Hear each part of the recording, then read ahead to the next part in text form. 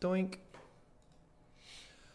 What's up, everybody? Welcome to Super Magical Cup Invitational number 9. No, they can see my rank. They can see it now. Oh, hide it. You're actually coming back up, buddy. Yeah, You're moving back up on the world. Let's go ahead. I took a little bit of time this week to sit down and actually play the game and get good and work on pushing my trophies a little bit. Absolutely, buddy. You know, Rainey, former legendary player many moons ago, but since then you started exploring deck archetypes. We believe you, buddy. Let's show the fine folks. Look at that. You've been in legendary before. You've been there. Absolutely. You know what's going on. And the decks I was exploring with were lightning mirror decks. right. Like all sorts of cool stuff. It wasn't like exploring giant poison. It wasn't like exploring like water. It was exploring like. And as you might notice, folks, we got a whole new thing going on right now. I'm pretty happy with how this is going about. Just like most here, actually, this is the thing. That's how you turn off that little blinky stuff, by the way.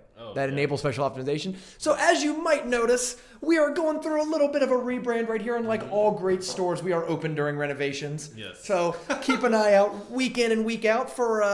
We're gonna have a few more changes coming in the next few weeks, but absolutely. Looking to be better than ever. Standard Clash Royale loves the new overlay, as do we. I mean, look at that cup. It's super magical. Where I put you.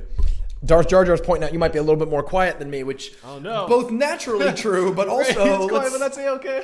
I'm gonna go cry. No, well, I think is it because the mic's right here, right? Yeah. Whoa. Yeah. I think so feel free to lean in and shout. I think we're okay. But Marcel P is right. You have your classic loud moments when you go, "Oh my god! Oh my god!" Yes. All right, so we're gonna get our gameplay started here in about a little under 15 minutes, folks. Oh yeah, we should probably join the actual. Yeah, we actually look at gotta all go the to people qualifier. trying to join the clan. Oh, buddy, you can't get in. This is the top 8 only. Yeah. So let's take a look. Actually, we haven't actually pulled the bracket up. Let's pull that bad boy out. Yeah, let's pull it up. It should be right. Is it, do you want to pull up stream bracket? Ouch. Oh yeah. I'll get it. We'll get it. I gotta see who's playing this week so I know who to root for. I saw a couple big names already in the game. We've got Apex Predator, Clyde this week. Chicken Bob, last week's finalist. We'll go pull this thing around. So we want to add screen region. Doink, doink, doink. I like grabbing them 16 at a time. Chaz trolling me. Rub him and other Asian guy. Other Asian guy? Thanks, buddy. Yeah, where's the first Asian guy? That's the whole reason why we actually have this. Actually, here, let's pull this up. The whole reason we even have this these little name tags down here. Yeah, other Asian guy. Just so everyone knows who we are. Yeah. There we go. We'll pull that bad boy in. It's huge. All right. And then we'll go chroma key this thing. We can get talking. Who are you excited to see this week? I am excited. I always want there to be a repeat winner. Is Bakalo in the bracket? Bakalo is definitely in the bracket. I heard him talking on Reddit that he was going to be battling this week. So let's take a look at the bracket before we get started and kind of view and see who's going to make their name this week. Who's going to be famous? Ooh, we got Simple. Simple and Turtwig. That's a pretty good battle. That's an opener. Turtwig has been a little quiet since his top 4 performance with Double Expo. Yeah. Turtwig, interesting. We'll see if he's successful. I think ever since that bowler meta changed, we haven't really seen him. It makes it harder for Expo. It's a tough world for Expos out there. Maybe he's been experimenting. I think what would be interesting is that in the round 2, we might have Apex Predator versus Turtwig data, a Reddit Alpha grudge match right there in the second round. Yes. Clyde against DeBro. DeBro's another Reddit Alpha member, so Clyde has a tough round 1 there. Sigi, who actually top 8 the Skarmy player, he's actually I moved the name tags around. Oh no, I moved the overlay is what I did. Oh god. I hate this. Yeah, we need to get locks there on XSplit. Okay. Chicken Bob, Rob Stark right after. Sigi, by the way, his Skarmy deck, I've heard on Twitter, is actually doing pretty well for people because Skeleton Army, shockingly good against bowlers. You wouldn't think it'd be good against bowlers, but because the skeletons constantly surround him, the bowler has to keep turning in like every direction to get the bowls off, and even if he kills a whole bunch, they just keep surrounding. So I actually, I was playing on some of my friends' lower arena accounts just for fun, and a lot of them were using Skeleton Army. And I find surprisingly that splitting Skeleton Army is very easy to get people flustered, and especially if they don't have numerous options for splash, or if you punish them after playing their splash, it's actually kind of hard to stop. I can see that. So we've got Brian RT of Reddit Troopers who top 4'd last week. Oh, yeah. So there might be a new name that we got to start watching out for because it's very rare that people make back-to-back top 4s. So we're going to have to keep an eye on Brian RT throughout the tournament. However, what a stunner match here in round 1. Multiple-time top 8er Flash against former winner Patriots 34. Oh, yeah. Patriots 34. This Patriots will be a good 34 one. is interesting. He always is looking to play his best and trying to get into all the tournaments that he can. He's also got that. He's also one of those players who plays his own deck, like a deck that he's known for, which is that Lightning Log Expo deck, which is pretty wild. It's pretty cool. Edison and Vizard. Vizard, I believe, top 3 or top 4 on the points leaderboard right now for Season 2. Relatively quiet performance because he's yet to take home a title, but with a top 8 and 2 second-place finishes to his record, he's one of the most accomplished Season 2 players. But let's not forget Darth Jar Jar, another person who is, while hasn't actually taken home a title yet this season, is very, very high on the points leaderboard due to just consistent top-tier performance. The DJJ. I wonder if he's still running Three Musketeer decks. I hope so. I mean, I think the Three Musketeers deck that I play right now and that my free-to-play account just has been starting to pick up is a Darth Jar Jar list. He actually has started streaming this past week, so if you want to go check him out on Twitch, he's twitch.tv/DarthJarJarCR. Nice. So yeah, definitely good. Very popular early streamer. His content's really good. He's good at explaining why he's doing what he's doing. So if you want to see more of a top player explaining what they're doing, of course, Woody and Darth Jar Jar and Clyde and Raintown, all sorts of good streamers out there. Yep. All right. Gray, who's top 4'd before so far this season. And Quinton, multiple-time top 8er. Kind of quiet because he had been top 8, I think, both times, but he's a 2-time top 8er. Zadian, another former finalist against ESL, yo. Hold on. That's a game. I need to take a moment right now. Apologies to Zadian. Once upon a time, I said that he was a quiet player with no known notable achievements, when in fact, he was a second-place finisher, high points placer, and I don't know what I'm talking about because obviously Zadian is sick. He is. I actually, not only that, but when I casted the Reddit mini tournament last week, he made the top 8 of that as well. So consistent performer in a lot of tournaments. Actually, he is only the second person on Reddit to earn the legendary trophy flare. So if you go on Reddit, people who are big tournament players have little flares of trophy icons above them. Woody was the first person to get the Crystal Legend trophy for an unbelievable tournament record. Zadian is the second person to get one. Wow. So very big. So ESL Yo. Yep. Also, member of the SuperMagicals, good regular player. Yeah. Bakalo, last week's winner, and my senpai right there. Right? As a double Prince player, he is one of the few people who reps double Prince in every single time we've seen him play. And really innovative, very, very good mechanical player. Another member of Reddit Alpha. So yeah. Let's look to see if he can make a back-to-back win. All right, we got Springtrap, which is actually a name that pops up pretty frequently, does okay in the tournaments. Qualifiers. Yeah, we're looking to see if he can make a big performance. And then we've got Awful Waffles. I remember because his name was... Yeah, how can you forget that name, right?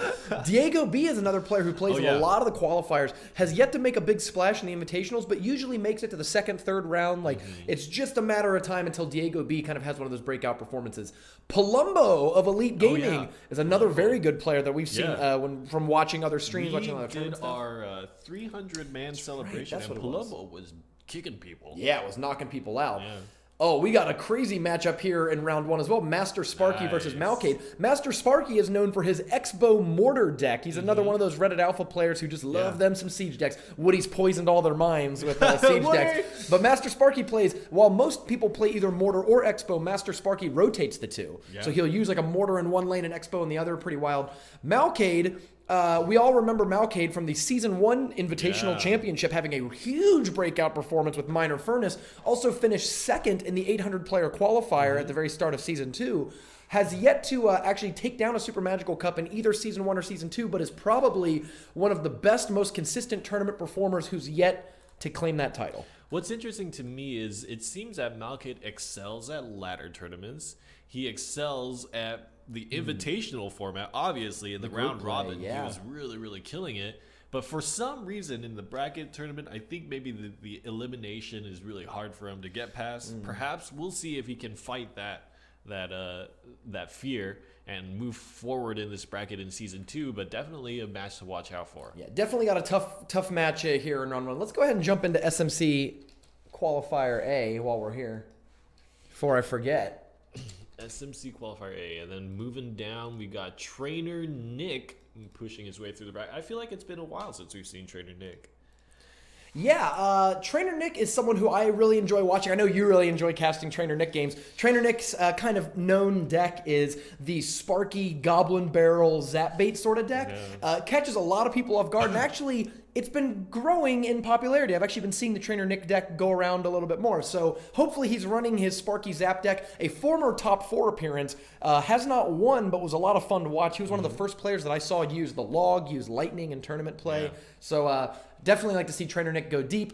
And actually he's got a tough bracket though, because Palumbo, Master Sparky, and Malkate are in the same 8-person bracket. Yeah. We can't scroll all the way to the bottom because of the nature of internet browsers, but we got Ethan down here, Marcel P., another Reddit Alpha member. Marcus35, another name. Both Marcel P and Marcus35 have top 4. Marcel P is actually a former winner. Yeah. Won just a few weeks ago. Marcel P, really, I think he's one of the most recent kind of up-and-coming, made the victory player. Yeah. Always trying their best to make consistent, good performances through solid play and straight thinking and execution. And so really happy to see him win. Now, we're pretty far into season 2. Yes, this is, I mean, we actually, 8 invitationals in the books, a 9th one about to start, and that might remind us of an announcement, but go ahead. Yeah, we're on our 9th invitational, and we've made many a champion. Still no repeat winner. That's and right. You know what? In a single season, that's right. There's something a cooking, Rumham, and we're going to extend our season. So initially, at the start of the season, we said 24th was the final. September 24th. And as the season's gone on, some behind-the-scenes discussion has happened about whether or not we want to go big with the Season 2 championships. And we do. We want to go real big. But in order to be big, we've got to have a little bit of a longer season to get a few more people qualified. So here's what we're going to do. We can't give you all the announcements. We're going to have a big announcement next week. But we'd like to tell you early that the Season 2 championship is going to be pushed back a few weeks. It is not going to be September 24th. It will be October 15th. Mid-October. We didn't want to compete with the the World Championship Paris event. We didn't want to overlap with the America qualifiers for that. And we wanted a few more weeks to put together a really special Season 2 championship event. So we're going to tell you right now, we can't announce everything, so tune in next week for more details about the format, the number of players, the prizing, all that sort of stuff. But we wanted to tell you today was that October 15th is going to be the Season 2 finals, not September 24th. And it's going to be bigger than anything we've ever done before. It's going to be certainly bigger than the Season 1 championships. Yeah. We're really, really excited. Yeah. And really, this is all thanks to you fine folks. All of the viewers of the Super Magical Cup have really made this happen. It's your guys' enthusiasm, your loyalty in watching, and of course checking us out on YouTube, on Twitch, on Twitter. All of that, the support that you guys have brought to it has really made all of this possible. So we're really excited to tell you next week about all the details of the Season 2 championship. But at least today, you can mark your calendars for a few weeks later. It's October 15th. Super exciting. It's going to be nuts. It's so exciting. Okay. Matches are getting started right now. If you're a regular viewer of the Super Magical Cup, you know that the matches started about noon sharp, and we begin to broadcast them about 12:05. Matches are happening right now, and as soon as these start to wrap up, we will definitely jump right into the broadcast. Look at all those names there. We had Turtwig and Rob Stark and Darth Jar Jar, and God, there's so many great matches that are about to happen. All right, real quick.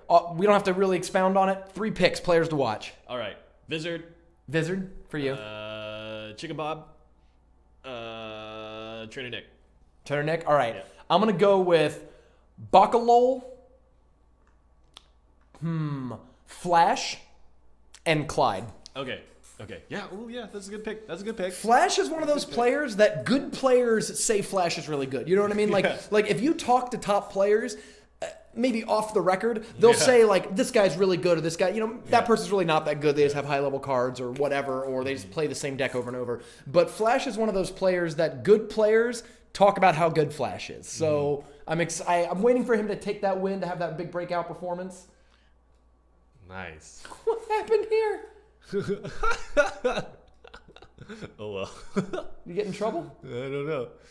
So, chat, make sure, are you on Team Rumham or are you on Team Rainy? Which picks do you think will be successful? Those 3 picks of ouches. Vizard, what was it? I already forgot what I picked. Oh, you picked Vizard, Chicken Bob, and Chicken Bob. Those are your people. Right, that's right. Vizard, Chicken Bob, and Trainer Nick. Those are my picks. And your picks were Clyde, Bakalo, and Flash. All right, so let's go ahead and get the invitational thing up there to remind everyone what they're playing for. Let's not forget, first place is going to take home $200 in Amazon gift cards, in addition to 500 Super Magical points, which is the main way for you to get into the championship.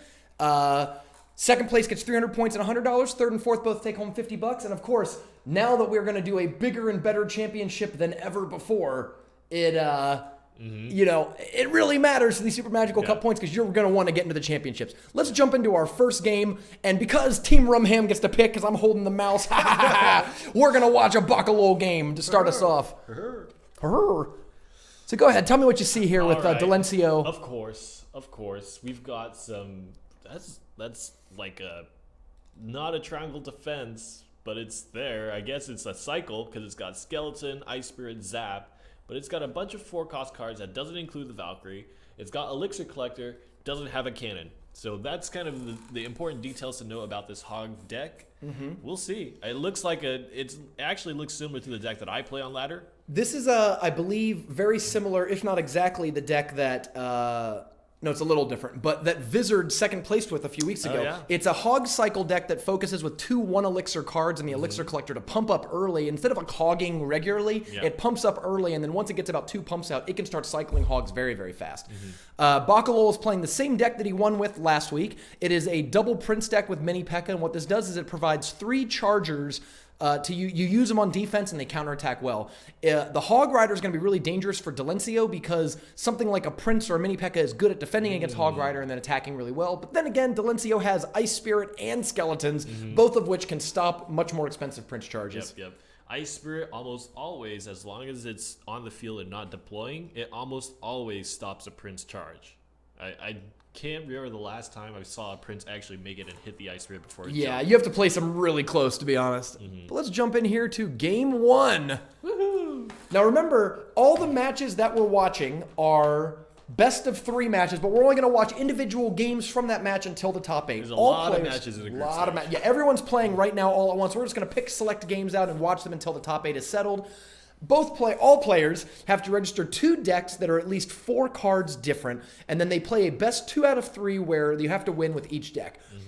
Now, this is what I'm talking about. What a great way to counter, right? Bakalo. Nice. Bakalo just spent 5 elixir there that countered 9 elixir of his opponent. And because the Musketeer came across and the Mini P.E.K.K.A kills the 4-cost Musketeer and then kills the 4-cost Mini P.E.K.K.A on defense. Here comes the double Prince. That collector, right. Perfect timing, but again, that's what we're talking about. Yeah, so only 5 elixir defending for Delencio. No. And 7 now, but he still takes a ton of damage. 8 now. So as you can see, Delencio spent only 1 less elixir, so 8 to 9. So it wasn't like Bakalo really fell behind in elixir there, but he got a bunch of damage on the tower. The downside is that he wasn't able to pump up himself. Bakalo's going to have to try to sneak another pump in during this. And we were talking about that cycle on the pumps, and look at that. Delencio, even before double elixir time, has 3 pumps out. That's insane. And that's the power of the deck running both 1-cost cards along with pump. It did jump. I actually thought the thing was going to die. Yeah, the Musketeer doesn't quite one-shot the Ice Spirit. And actually, I really like that Prince there defending because he was absorbing damage for the tower. And even though the Prince is really not going to counterattack, I think we can assume that lone Prince was probably never going to hit the tower anyways. You know what I mean? Yeah. So by absorbing the damage on defense, that's a way to get more value out of that Prince. And now Delencio is really, really on offense. After he got the 3 pumps, he's just trying to play Hog Riders to get through. But so far, not significant damage taken on either side. The one double Prince play that Bakalo put on the table at the start of the match is still outweighing any of the aggressive options that Delencio has been going for. Yeah, it looks really bad for Bakalo right now. I mean, an opponent has 4 pumps out, and that's going to let him start cycling Hog Riders very quickly. At some point, you can't. You're just you're just not going to have the elixir to keep up with it. That right there was elixir advantage. Yes. He had the Ice Spirit, the Musketeer, the Hog Rider, and the Poison. And Bakalo only had the Prince and the guards to really answer initially. So we'll see. 8 elixir push coming in here. 12 elixir push coming in. Almost a trifecta looking thing here. Ooh, and that mini P.E.K.K.A. Oh, did get a swing off. Okay. I actually, for a second, I thought it didn't. But we got a pretty serious looking push coming back here. We got 9 elixir coming down, 10 elixir. Momentum is back in Bakalo's favor. Delencio kind of spent all his elixir advantage so far. Oh, no. I really like that Ice Spirit on the tower because that buys a little bit of time for the Princess to kill the defense without getting shot up by the tower. Dangerous situation for Delencio. Has to play the skeletons into the Dark Prince, and they get cleaved up, but freeze right in the middle. Double towers, and he actually avoids the mini P.E.K.K.A. swing. Oh, the double Princess. Oh, the charge. He just picked up a charge right before. He's playing the skeletons to try to take down the princess, and it's going to work with the double princess. That's so great. So while Delencio was trying to sneak in pumps and other things, Bakalo was just trying to put more princesses on the board, and eventually those 2 princesses that were able to catch up and do most of the damage to the tower while all of the combat was happening in the front. If you notice, those princes didn't do much damage to the tower, but the 2 firing princesses were just like adding up very quickly. Absolutely. Woo. And that's kind of one of the issues when you have such a fast cycling deck, is that a lot of your units, they can distract, but once you hit this critical mass, it actually gets very hard for the hog cycle to clear the table. That's a good point, actually. Move the green screen over here a little bit. Looks like we got it. Pull it out. Yeah. All right. We are professionals. Okay, let's jump into the next game. Who else do we have here? You know, we mentioned Sigi. Oh, this is actually kind of a different looking deck. Let's try this one out. So Sigi and Patrick X King are 2 players we've heard quite a bit about. I hear people, mention them and talk about them, so I want to make sure we get some camera time for them. Sigi is not running his Skeleton Army deck, but he is running a pretty unique looking deck here. It is Sparky, P.E.K.K.A., which are a combo you don't usually see together, along with double minions. That's interesting.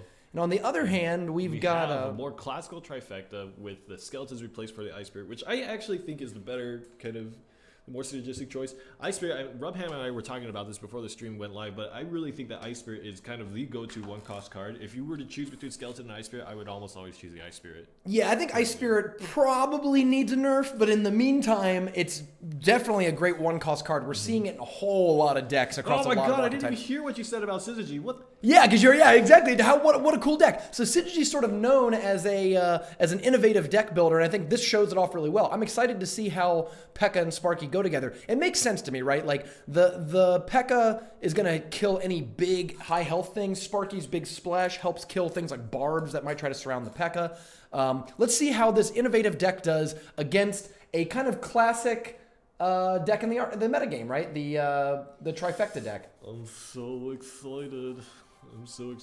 Oh man, it's difficult because every time I see a deck like this, I always want that deck to win, even though I know that Triangle's Defense is like it's hard to beat. It's played for a reason. Yep. It's played for a reason. I mean, this is actually the true test of new decks, right? Like when you build a new deck, it takes a little bit. You have to test it against existing archetypes, because if you can't beat Giant Poison, if you can't beat Trifecta, you're going to see these decks in tournaments, and that's sort of your first test. So we start off, Sigi is really investing heavy with both 5 Elixir in the Collector and then 7 in a defensive P.E.K.K.A. Okay, Trifecta needs to find a way to punish the fact that it was Collector, then P.E.K.K.A. drop. So he's going to go for Hog Rider Musketeer on the left, and that's 7 Elixir on the right side. That's not going to help the P.E.K.K.A. I like 7 to 8, by the way. That actually went really well because the Sigi was able to defend for less Elixir and have a pretty decent counter push coming. Oh boy, hurtful poison though. But the Minion Horde, it doesn't quite take out the cannon, and that actually hurts the P.E.K.K.A. a lot. Yeah. Patrick X King made a good decision there to use his zap instead of letting the minions die, because if they had kept going through the poison, they would have killed that cannon, and the P.E.K.K.A. would have kept going to the base while having much more health on it, because the cannon wouldn't be firing that little bit of extra time. So the combination of poison, cannon, and the tower, a 7 Elixir investment was able to burn the P.E.K.K.A. down. So that's going to be an important thing to know about Patrick King's defense.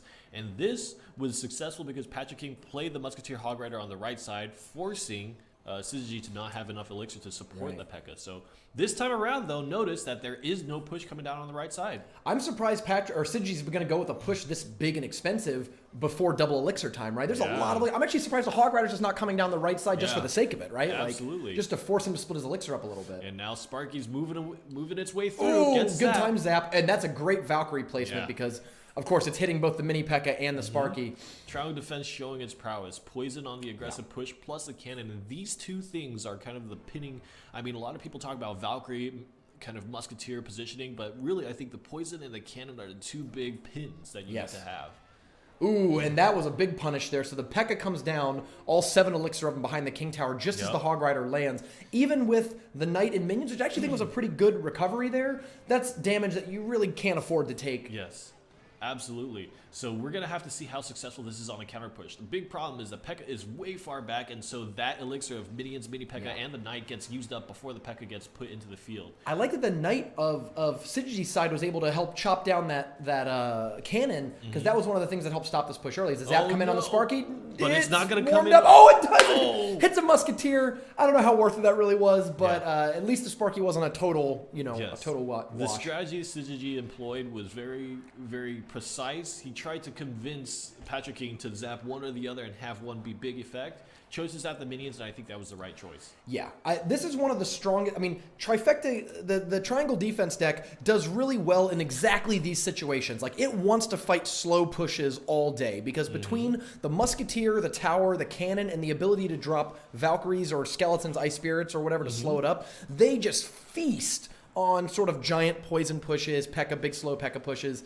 So Sigi's going to have to figure out a way to either split push here, put a P.E.K.K.A and Sparky in different lanes maybe, or otherwise build up a push that has like multiple P.E.K.K.As or something like that. It's going to need something different than what's been happening, because we know now that just P.E.K.K.A Sparky is not going to make it. Which is actually interesting, because I feel like your point that you made about, I don't know if you want to make such a big elixir investment this early on in the game before double elixir. I actually think that's a super important concept, and I would love to talk about that more later, but poison on top of minion horde plus a P.E.K.K.A, and every single time you can just see the effectiveness of poison as a spell. It seems like this deck, oh no, one swing, takes it down. Patrick X King wins in a minute into overtime.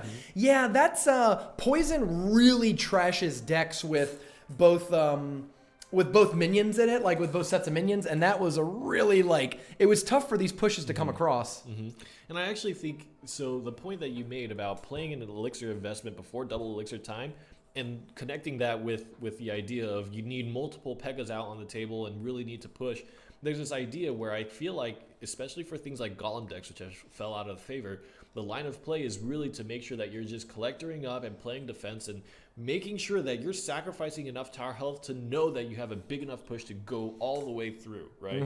And especially that makes it very difficult. We saw how effective poison was in that game. Yeah. You need to be able to convince your opponent to spend poison on less. Yes. Poison was on Minion Horde, Sparky, right. P.E.K.K.A. You gave up the biggest value push ever, because Sparky doesn't even have a lot of hit points, right? So poison takes like 2 to 3 elixir worth of health off of Sparky, in addition to the 3 elixir minions, 5 elixir minions, some damage on a P.E.K.K.A. P.E.K.K.A ends up taking a ton of damage because it's such a slow card that the poison slowing the swagger gets that many more tower shots in to help grind that out. But let's move on to Simple and Turtwig Data. Turtwig Data, again, known as a very innovative deck builder, likes to try out new stuff, and he's got a mirror rocket. What is that card? Is that a mirror? That is a mirror. So Turtwig Data is playing some form of rocket cycle deck with Bowler and Ice Wizard. Now, if we remember last week, we saw a lot of minor Inferno decks that ran Bowler and Ice Wizard, and of course, like other spells in order to win the game. However, those ran Inferno Tower, right, and Poison. Neither of those 2 defensive cards are in here, and instead we have Mirror. What do you think he's going to mirror? What do you think the mirror's coming in here for? I think early on in the game, he might mirror stuff like Skeletons or maybe even Tombstone. Because one of the things that 4 elixir Tombstone's not crazy, right? Yeah, one of the things I'm noticing with Spell Cycle, oftentimes, here's the thing. You like to defend with Bowler. I think Bowler makes a lot of sense because it's slow, and so it stays there. And that makes it so much more valuable as a defensive card because it doesn't run off and kill itself. Turtwig's Data's deck actually has a lot of units that will move across to the other side, so he doesn't actually have a lot of defensive structure to spell cycle off of. Yeah, and there's actually a good point. Another cool thing with Mirror in a Rocket Cycle deck is that when you're actually in overtime, you have a lot of reach with the deck because you can get to 10 elixir, Rocket, and then Rocket kind of shortly after, and that's 700, I mean, well, more than that. It's actually almost 1,000 damage right there. So the reach you have is pretty incredible. But Simple's playing a pretty straightforward giant poison deck. It's actually, I believe, the Shanghai Giant list, almost exactly the Shanghai Giant list. With it's got Ice Spirit. With Ice Spirit in the flex spot, yeah. Which is a pretty common thing. We're starting to see Ice Spirit. Actually, Guards has been subbed out a lot in these decks. Well, let's take a look. Yeah, I'm really excited to see. People in chat are saying that Turtwig Data's deck has been giving a lot of people trouble in the Reddit Alpha clan. He's sort of known as a crafty deck builder, so let's take a look. I love Mirror Rocket because it's so different when you don't need to cycle through all your cards. It changes the dynamic of the game. I mean, Rocket does some 500 damage. That's like 1,000 damage away. You just need 13 elixir back-to-back to be able to defeat your opponent. Rocket comes. I mean, he knew he wasn't going to hit the elixir collector, so I'm not sure. I wonder if that was literally just like, oh, this guy's not going to attack, so I'm going to go ahead and Rocket and get the value there. So the interesting thing is, because the Elixir Collector was played, they're kind of Elixir even, and do you really think that there's going to be a big punish here from Simple in this short amount of time? Probably not, right? Like, Turtwig will probably get back up to 10, and especially because Turtwig knows that he's the super defensive deck, right? He has Ice Wizard, Tombstone, Mini P.E.K.K.A. in hand. Like, I don't think he was afraid of anything coming in right away. Time to Rocket is very, very valuable to a spell cycle deck. Anytime you can get skeletons, look at him. Because the bowler was tanking for the skeletons, they actually got in there and did some damage. Not a ton, right? But like you could imagine that a much longer push. Whoa! Nice. Good fireball, but also he needs to find good a way poison. to clear. Yeah, he needs to find a way to clear. The units are low on health, but and this is why Princess and Ice Wizard are such valuable cards, because they do have that splash effect for cheap cost.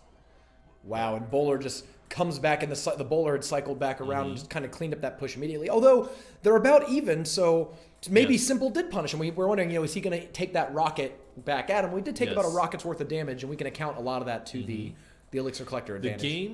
The important thing to note about the spell cycle is that the instant the tower health gets to lethal, the game dynamic changes, even if it's one spell away. And the quicker Turtwig Data gets to that position, the more he can focus his elixir on defending. If he knows I can get your tower to 900 health, I can actually defend for the rest of the game, wait for it to be overtime, and then just rocket, and I win. That's actually a really good point, because he's playing Rocket at weird times. I feel like Turtwig Data is seeing something about the flow of a game that we are not normally seeing. Can we turn off the auto lights in this room?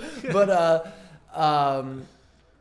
yeah, because he's rocketing in response to collectors in like basically times where he just thinks that the opponent isn't gonna now hog ride. I'm pretty sure he just mirrored bowler. He did mirror bowler. Look at that! Wow! And with the tombstone there to help distract people, what's gonna get through here?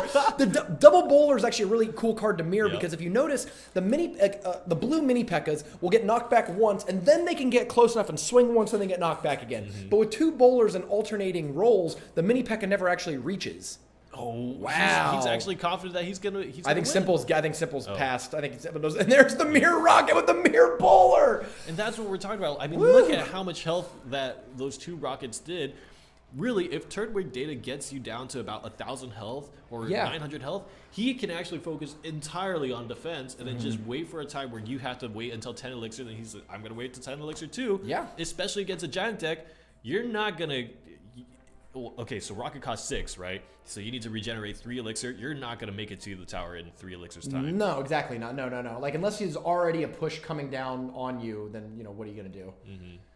Let's see. Now, we actually had, let's check this game out here, because I believe this is game 3 of their match, so this will be kind of interesting. Boink.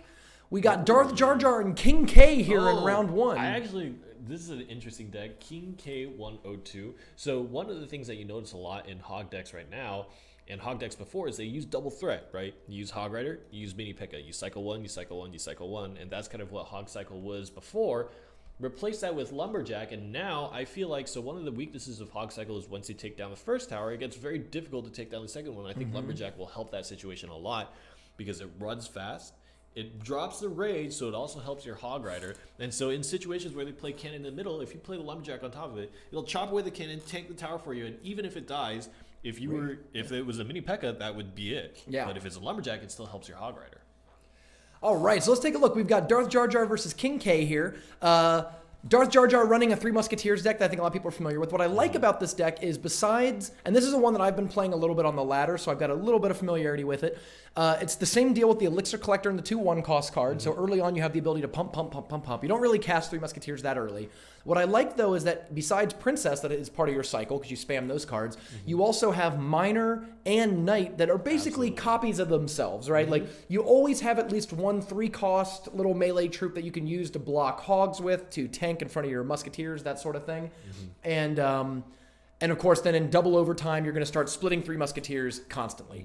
King K is running, it looks like I don't even know what I would call this deck. What do you see about this? What do you see going on in King K's deck? Well, we talked about the double threat from the Hog Rider and the Lumberjack. Of course, the other thing that needs to be mentioned is there's a Giant Skeleton.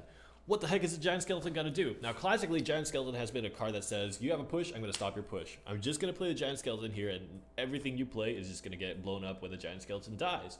How does this apply to Three Musketeers? I think it applies very well. You just play it on a side with 2 Musketeers. Yes. They'll shoot it up, and then the skeleton will blow up the 2 Musketeers. That's a really good point. And he's also got guards for the other side. So actually, King K has 2 separate cards that are really good against the 2 Musketeers side of a split. So let's see if King K can use that effectively to beat Darth Jar Jar's 3 Musketeers.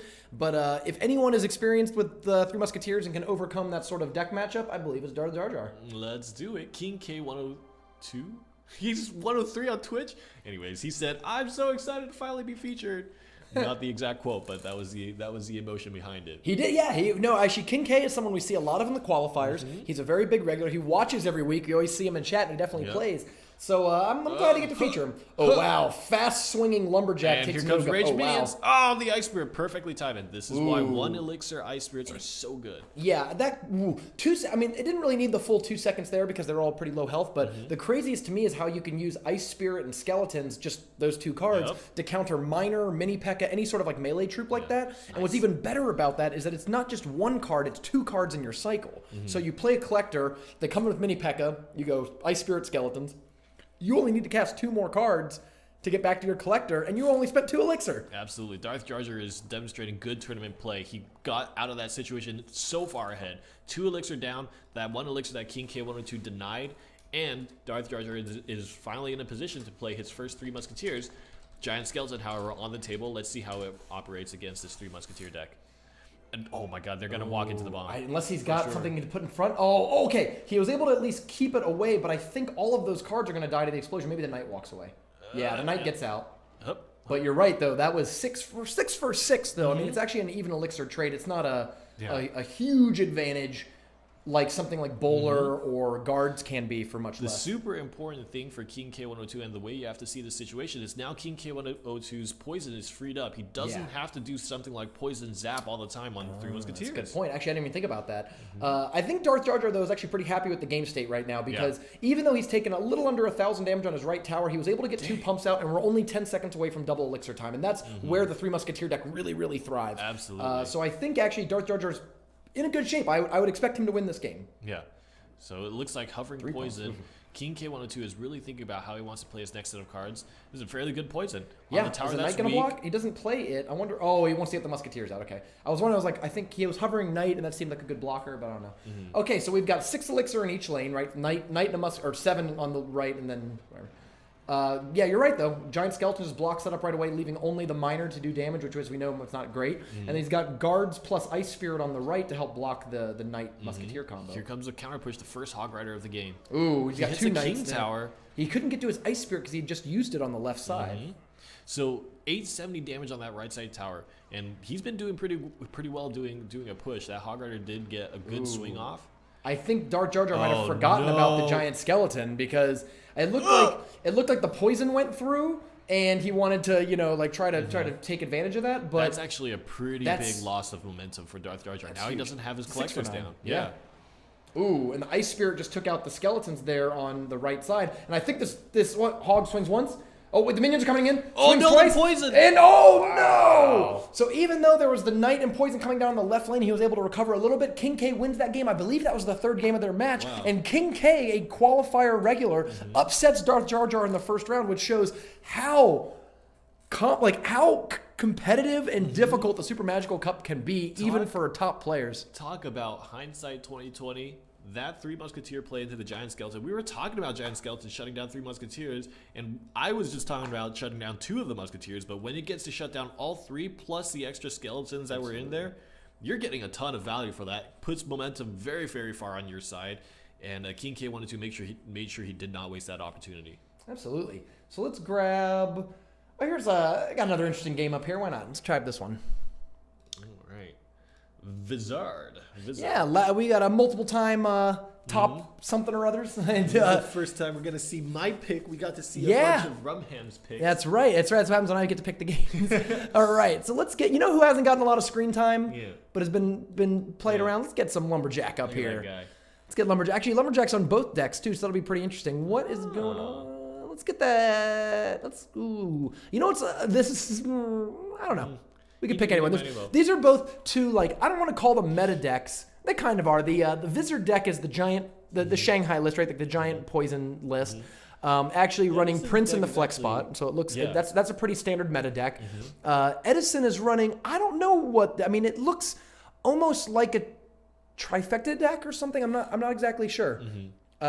He definitely has a lot of the elements of it. No Valkyrie, though, and no Hog Rider. Instead, he's got 2 charging melee attackers in the Lumberjack and the Mini P.E.K.K.A., and then the Knight is there as sort of the cheap tank instead of Valkyrie.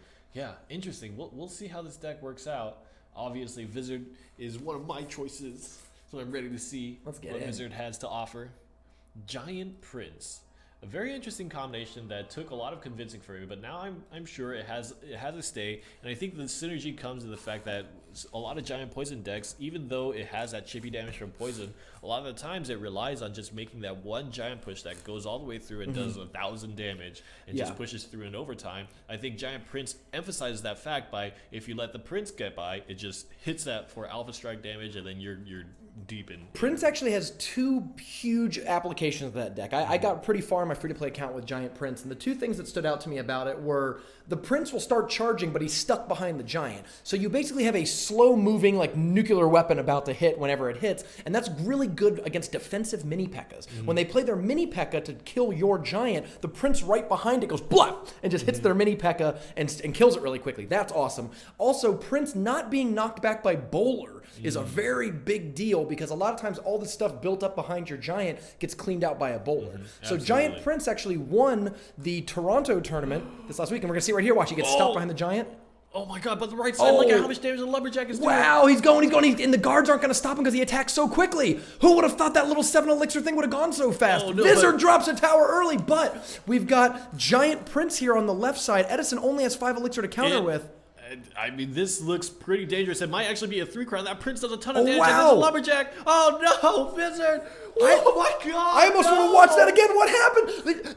Edison spent 5 elixir on the left, and it just blinked. Whatever he spent, it was like a musketeer or like a knight or something, and it just got aced off the board, and that allowed that to roll through. We always talk about decision making in tournament play and how 3 crowning is something that is not really well investigated, I think, in the tournament scenario. But Vizard made the choice, right? He saw Edison try to split and convince Vizard to put elixir on the other side, but Vizard says, hey, I'm okay with actually losing a tower. I'm not going to have to defend this with everything that I have. I'm actually just going to keep investing and push all in on the left side. And sure enough, Edison didn't have anything to stop it. Well, this game's going to be real interesting. We've got a duel of grinders here. We've got Patriots and 34 and Flash running the Minor Inferno deck. That is, okay, so if you are new to competitive Clash Royale or you're new to SuperMagicalCup, this is one of the strongest tournament archetypes, bar none. But it's interesting because it doesn't play like what you might expect a Clash Royale deck to play like. It's very, very defensive, using Inferno Tower, cheap spells, cheap defensive units, and the way it wins is by using, when it gets ahead in Elixir, just casting Minor at your tower and then supporting it with zaps, poisons, logs, what have you, and basically tries to win solely with Minor way, way, way into overtime. It doesn't attack with tanks or really even any other sort of units. It looks like Flash is going to try to get there on the back of Minor and Princess. Patriots is going to have Minor and Poison as the main defense, the main offensive tools. The big key to me will be whether either player can get their Mini P.E.K.K.A. to connect. Both of these decks are really good at defending Mini P.E.K.K.A. I don't think Mini P.E.K.K.A. should connect on either side, but if somebody can outplay their opponent and get even just one swing, that's worth so many minors and poisons and princess shots and all that. Absolutely. Let's take a look. This is going to be a long one, guys. Yeah, this is going to be one of those 5.5-minute matches there. It would actually be hilarious if a Mini P.E.K.K.A. walks in and wins right at the 3-minute mark. We're just eating our words. It's just, oh, never mind. It's all done. It's pretty good. That was pretty good. Now, the interesting thing is Inferno Tower is a big mainstay of these kinds of decks' defensive properties. But when you think about having something like Goblin and Ice Spirit on Flash's side, there is a lot of opportunity to push through and make that Inferno Tower not quite as effective as it would be. And take a look. This is what we're talking about. Ice Spirit onto Inferno Tower. It's gone. Yeah. I mean, the Ice Spirit, not only does it freeze the Inferno Tower for 2 seconds, but it forces it to restart its whole like warming up process, which gives you a lot of time for any sort of damaging attack to get onto it. Absolutely. And Flash got that one Princess Volley onto the tower on the right side. Good enough. And you know what? Miner gets a swing of his own. Guessed wrong on the oh, no, Miner the Ice Spirit's placement. going to stop the Mini Oh, it does, and it keeps attacking. Oh, guards come in. Yes. Now, guards are a card that has seen a little bit less play recently because of they're really good against Mini P.E.K.K.A. When there was only really Mini P.E.K.K.A. in the meta, they were almost in every deck. But ever since Lumberjack has shown up, we've seen a little bit less of them because of how good Lumberjack is at cutting through guards. Man, Mini P.E.K.K.A. guards, Log Goblin was able to stop that push. Ooh, guessed wrong on the placement. The Ice Wizard at least helps. Oh, I don't know. I don't think Ice Wizard is a really good defense against Miner because his damage is so low. Yeah. Him on his own is not actually too much damage. And so I actually think Flash is pretty comfortable right now. His goblins twice have been very efficient defense, and I think Flash is really, really kind of reaping the benefits of this 2 elixir card that people rarely play in the meta now. Flash, one of the things that might come back to haunt him here is not playing Elixir Collector. I mean, you're less vulnerable to minor decks and things like that, but if Patriots can get out 2 collectors, that's going to be a big difference in the game in terms of who can eventually kind of push through later on. That's why you're seeing Flash be so aggressive with his minors against the collectors. Absolutely. But well defended that one time. Patriots 34. The guards are still coming in because the guard's tanking. Oh, Ice Spirit jumps, kills him. Nice. So it's just going to be the minor and the poison, but that's going to be a decent amount of damage, especially for a chippy deck. Yes. If you can get away with minor poison. I would say Patriots took a pretty significant lead there in the game because when you consider this matchup. Oh no, is he going to get there and swing once? He does. Oh wow. This game is going to come down to overtime, and it's going to come down to one of those things where someone's just like maybe 300 health ahead, and they'll pull that game out. So I think even having like a 500 health lead here with 30 seconds to go is a huge advantage for Patriots. We're going to have to see Flash really pull something out here in terms of major damage onto that other side. Yeah. I love Flash's placements, by the way. He knows the exact squares to place them on where the left side tower doesn't attack. Yeah. Because if that was actually up one square, the left tower would attack. But because those squares are so odd in terms of their placement, Patriots has a hard time defending against them. And I think our prophecy is coming true. It might just end at 3 minutes. I think poison is it. And Patriots 34. I think a chatter said it just exactly right, that Patriots 34 is in a heavy advantage just because he has the poison, whereas Flash does not. Yes. And you can't beat a spell in terms of consistency and damage. Absolutely. Yeah. That's a really good matchup to see because even though we like to highlight and look at kind of silly, wacky new decks, and those are always good to watch, really the players who win, they know how to handle these incredibly detailed, hardcore matchups, right? I think this is a pretty good one. That's interesting. Okay, so Rob Stark, I think the thing that I remember about Rob Stark the most was that he did also run a crossbow deck when he won. He's a top 8. Yeah, his top 8 appearance. Yeah, he ran a crossbow deck, but I never saw him to be a double Prince player, but he's using it now. And maybe he's inspired by Bakalo. I think that Rob Stark makes a lot of great decisions in tournament play, and we see him pretty consistently in the top 8. I believe he has a victory under his belt too. Yeah. But Chicken Bob made it all the way to the finals last week. Mm-hmm. So I gotta favor Chicken Bob in this matchup as much as I like Rob Stark. He's running the same giant poison deck that he ran last week. Remember, he had 2 lists. He had both the Rocket Cycle deck we talked so much about, and then this giant bowler list that he also played. The thing that stands out about Chicken Bob's deck is that he doesn't run Elixir Collector in it, which I think is kind of weird because I think the deck really benefits from Elixir Collector. The advantage to that is that he gets one more card in terms of supplementing your giant push. So you think, when you already have committed slots to Collector, Zap, Poison, Ice Spirit, whatever, you actually have very few spots for all the other supporting cards. Yes. So this allows him to play not just Giant Bowler, but also, Ice Wizard, both the one-cost cards, etc. So let's see how this one goes. We'll see. So as you mentioned earlier, Bowler against Prince is not as ideal as can be because the bowlers just keep running through.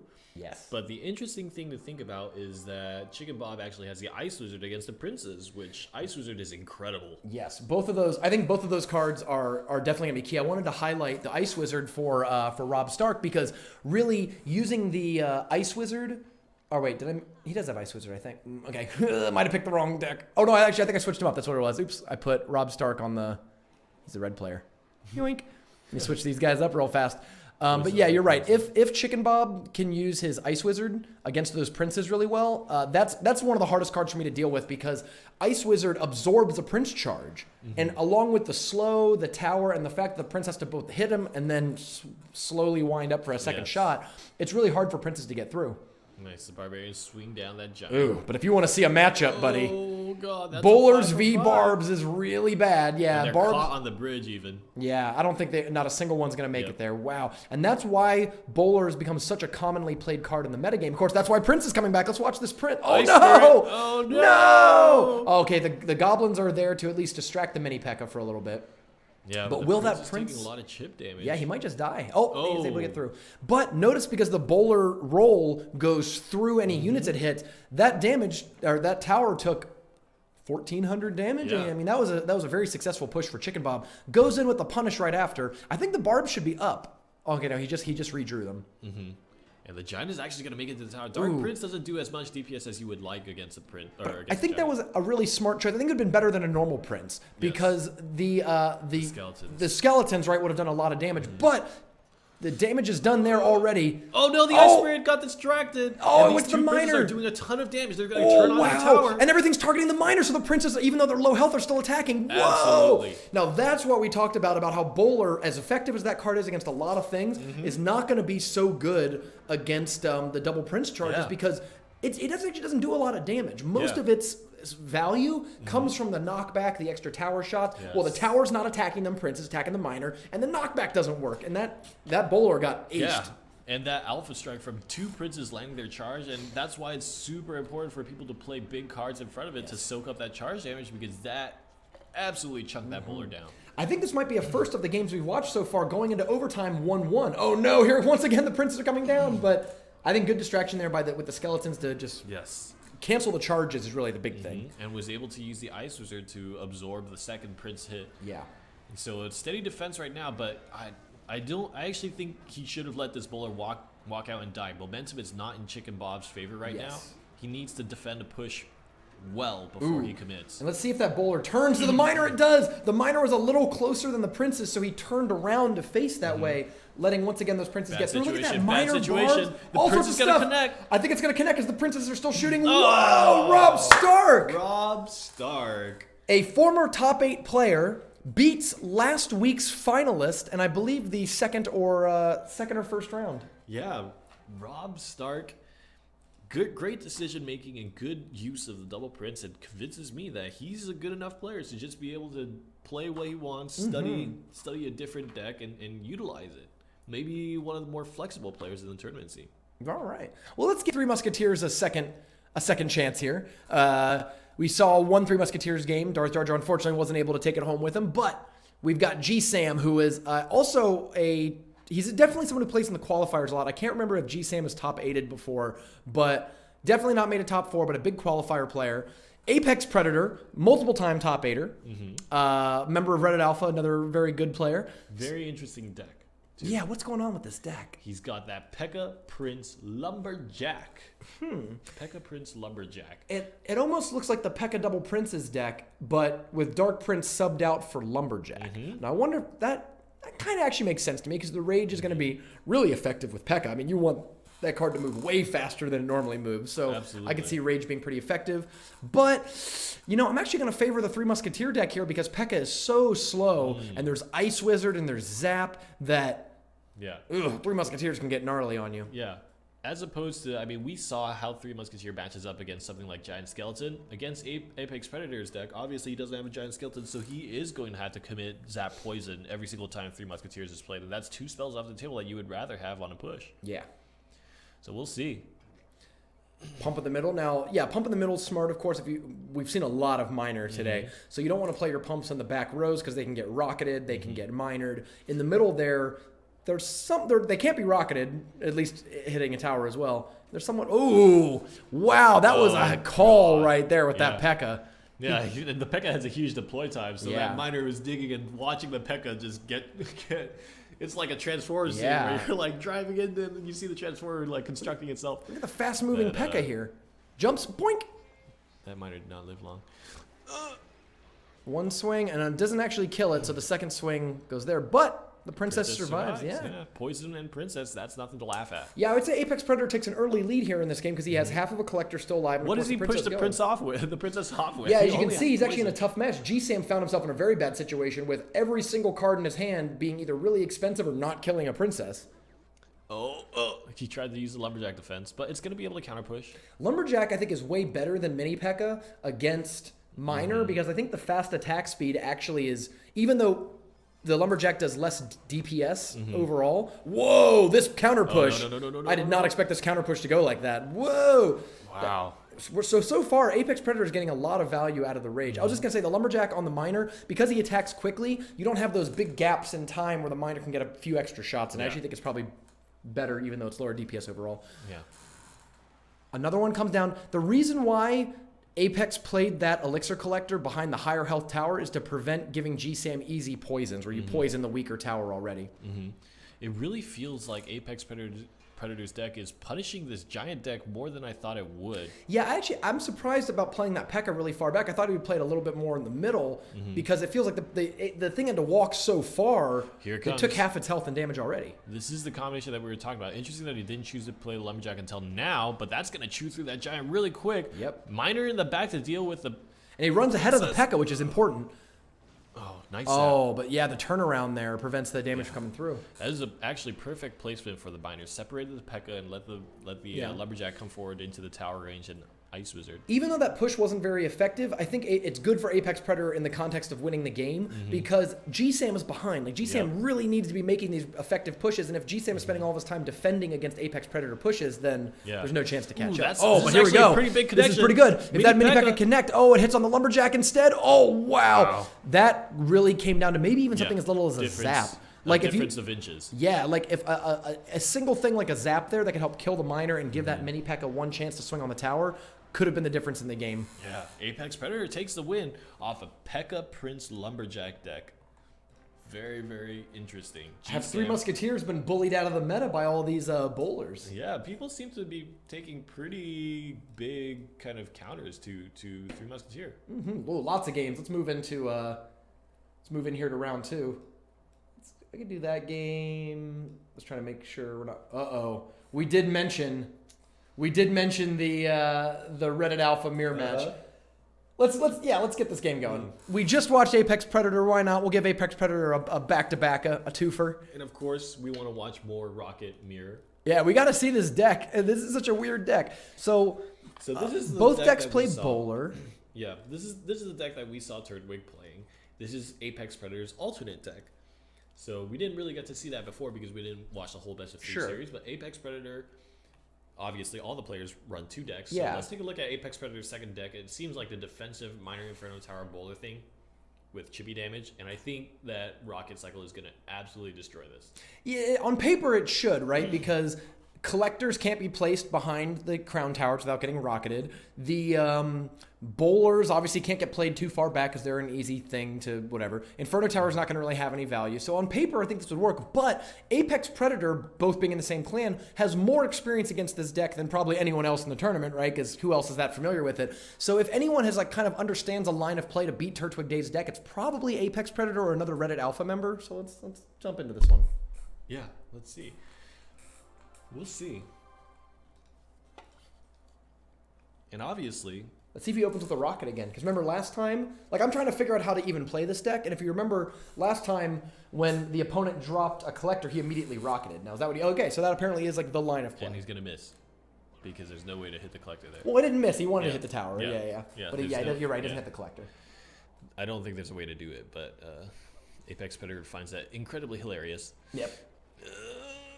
And you see now... There's no guards! Oh, the my skeleton! God. Oh, the ice spirit kills the skeletons, no. and that And was the the zap problem. to keep the mini pack up. Oh, wow, that is so worth it for Apex Predator. Oh, the That tombstone is was so just worth late. it. I guess he could have mirrored skeletons if he really wanted to, but I don't really think that's the goal here.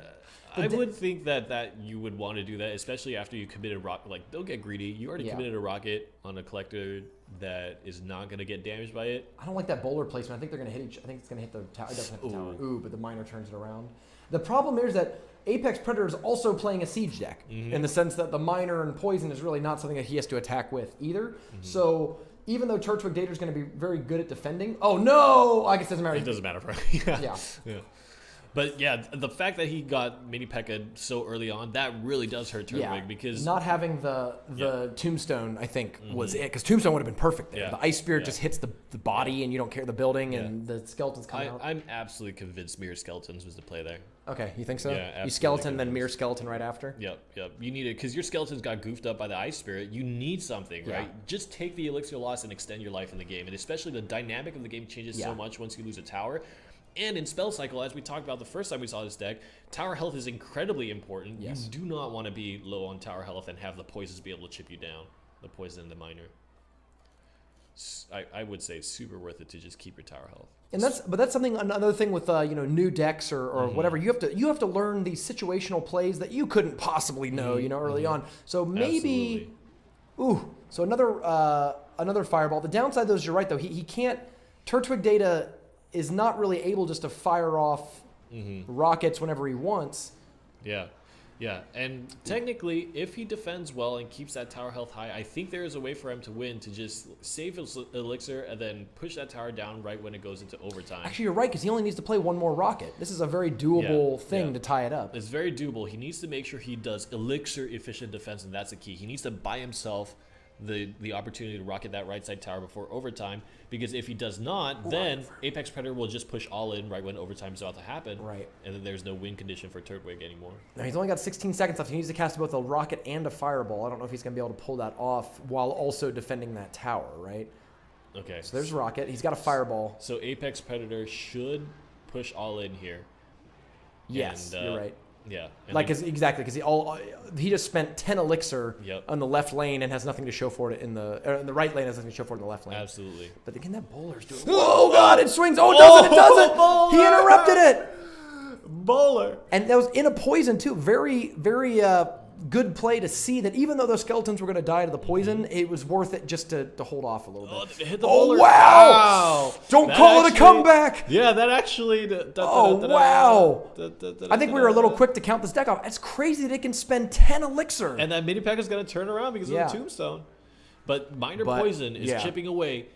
You need to make sure that your rocket can outpace this. You need to buy as many opportunities as you can. I don't think the rocket can outpace it, but it's possible. Well, I don't know, man, because he only needs two more poisons. Now, can Turtwig pull off 3 rockets in the time it takes for Apex to do 2 poisons? I don't know. Oh no! And with that miner swinging away, and that's it. Oh man, it's just a zap now. Mirror?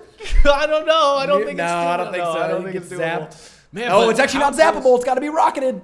But how close is it? I mean, I think if there was a few differences, like one less mini pack of swing, just a small tiny difference, and this game would be totally... Look at that, 597 health. And he just... Well, and that was with him just spending like 17 elixir and spell... You know what I mean? Like, the deck is apparently able to spend a lot of elixir on casting spells and still maintain its pacing. Absolutely. I think if the entire difference in that game was the Tombstone being the 8th card, or like you said, not seeing the skeleton mirror skeleton play. Yeah, and Mirror is an interesting card just because it is a card that is incredibly situational. If we talk about Rocket and Lightning being a situational card where you need to always consider your elixir situation and kind of when to employ it the best, Mirror is that times 20, right? Right. If you want to get value out of that card, you need to be very opportunistic with the card. Is this an exact mirror match? Oh my god, it is. Okay, we can watch. Right. We can watch this one. All right. An Exactorino mirror match. Wow.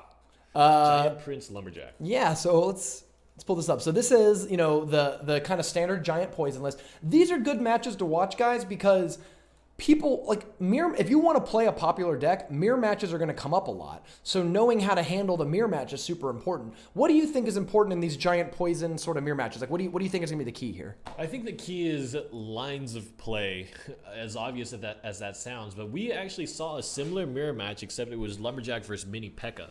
And what really made the difference is kind of the element. It's a game of chicken, right?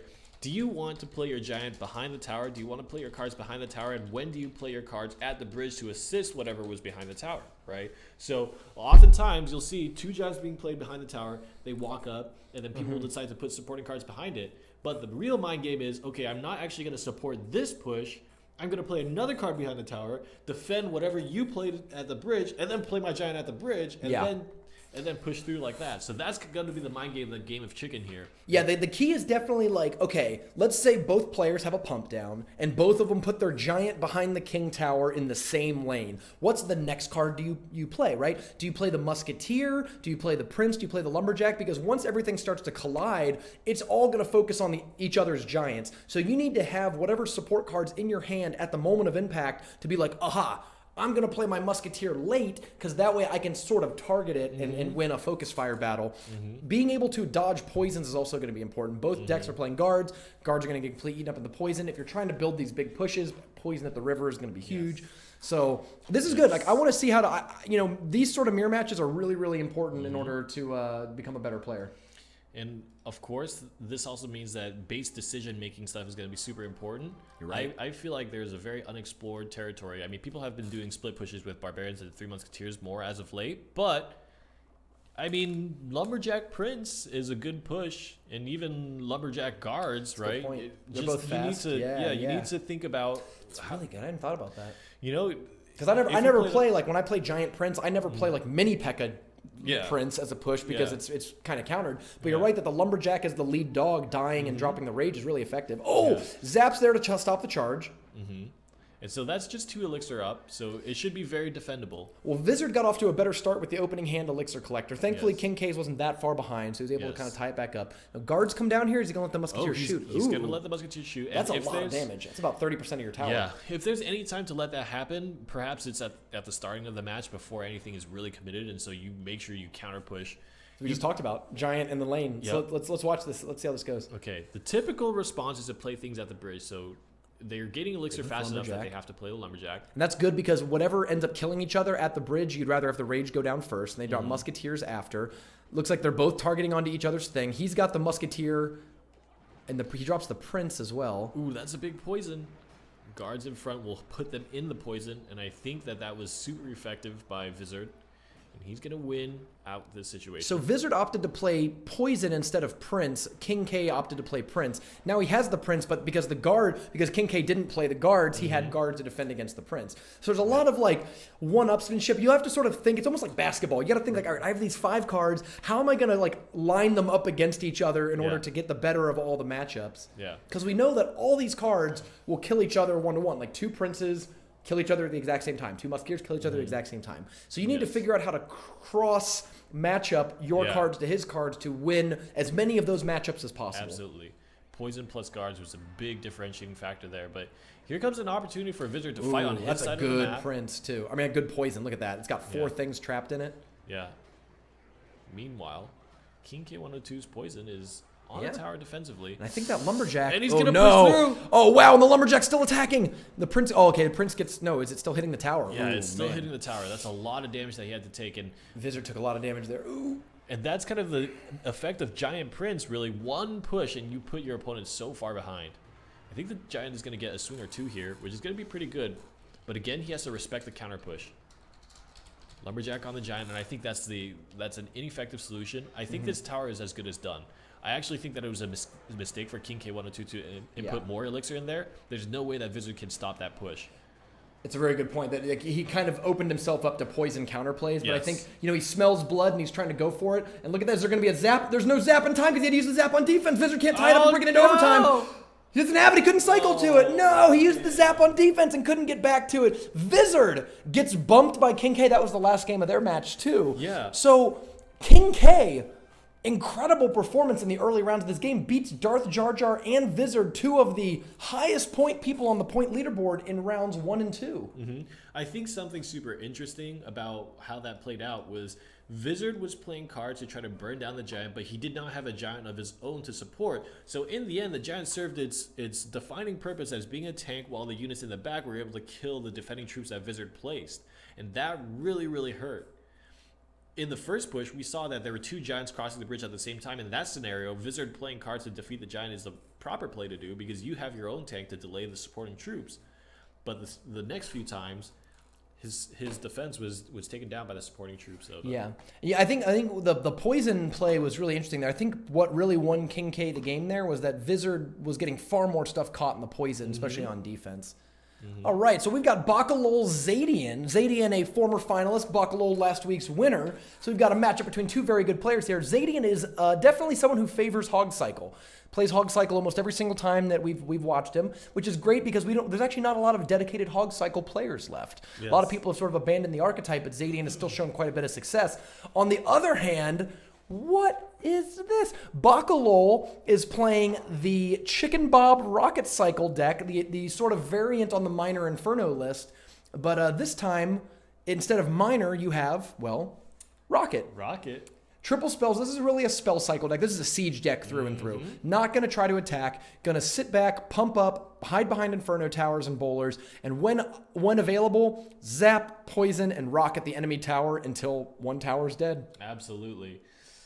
I think it's a good choice. I think that deck is the epitome of what works in a tournament, right? It's just, in the tournament, you always want to play decks that give you good trades, safe risks, opportunity to play to what your opponents react to your opponents and have appropriate responses. And this is the reason why Woody is one of the most consistent tournament players. He plays to that. He builds his deck around that, which happens to be a lot of siege. But weird placement there with the Elixir Collector. I don't know if that was a misclick, but off-center like that makes it very vulnerable to minors, rockets, poisons, that sort of stuff. Whereas in the middle, it's at least a little more even. Look at that. Oh, look at that Inferno Tower. And this is what we're talking about spell cycle decks. Spell cycle decks want to cast spells on your tower, but if they can get any other value along with it, that's the best, right? It's the best thing they can hope for. So being able to take out a 3 Elixir Princess with a 4 Elixir spell and do 200 damage to your tower is right in Bakalo's game plan. That's exactly what you were talking about. One square down, and the other tower wouldn't have shot the Minor. Right. Not that it mattered too much, because he got enough swings on the Collector that did his job. I like Zadian's list, though, running Minor along with Hog Rider, because not only can Minor help tank for a lot of those pushes, it helps you fight collectors, which, that's the big fear of Hog Cycle decks, that your opponent pumps up and beats you with a big push. And against here Bowler, you can use the Minor as a way to redirect the Bowler, to turn it around and have it face backwards and allow your medium-sized troops to get up in there. This is what Bakalo doesn't want to do necessarily, is have to rocket an empty tower, right? Like, you would like to catch anything in that spell if at all possible. This leaves a little bit of an opening for Zadian to do some damage. I think the big reason why Bakalo felt safe doing that was because he traded the Bowler for the Hog Rider. Okay. Oh, so you think he was up a little bit of Elixir at that point? I think that was his buyback. Because essentially, when you play the Bowler into a Hog Rider, the Hog Rider will only get one swing.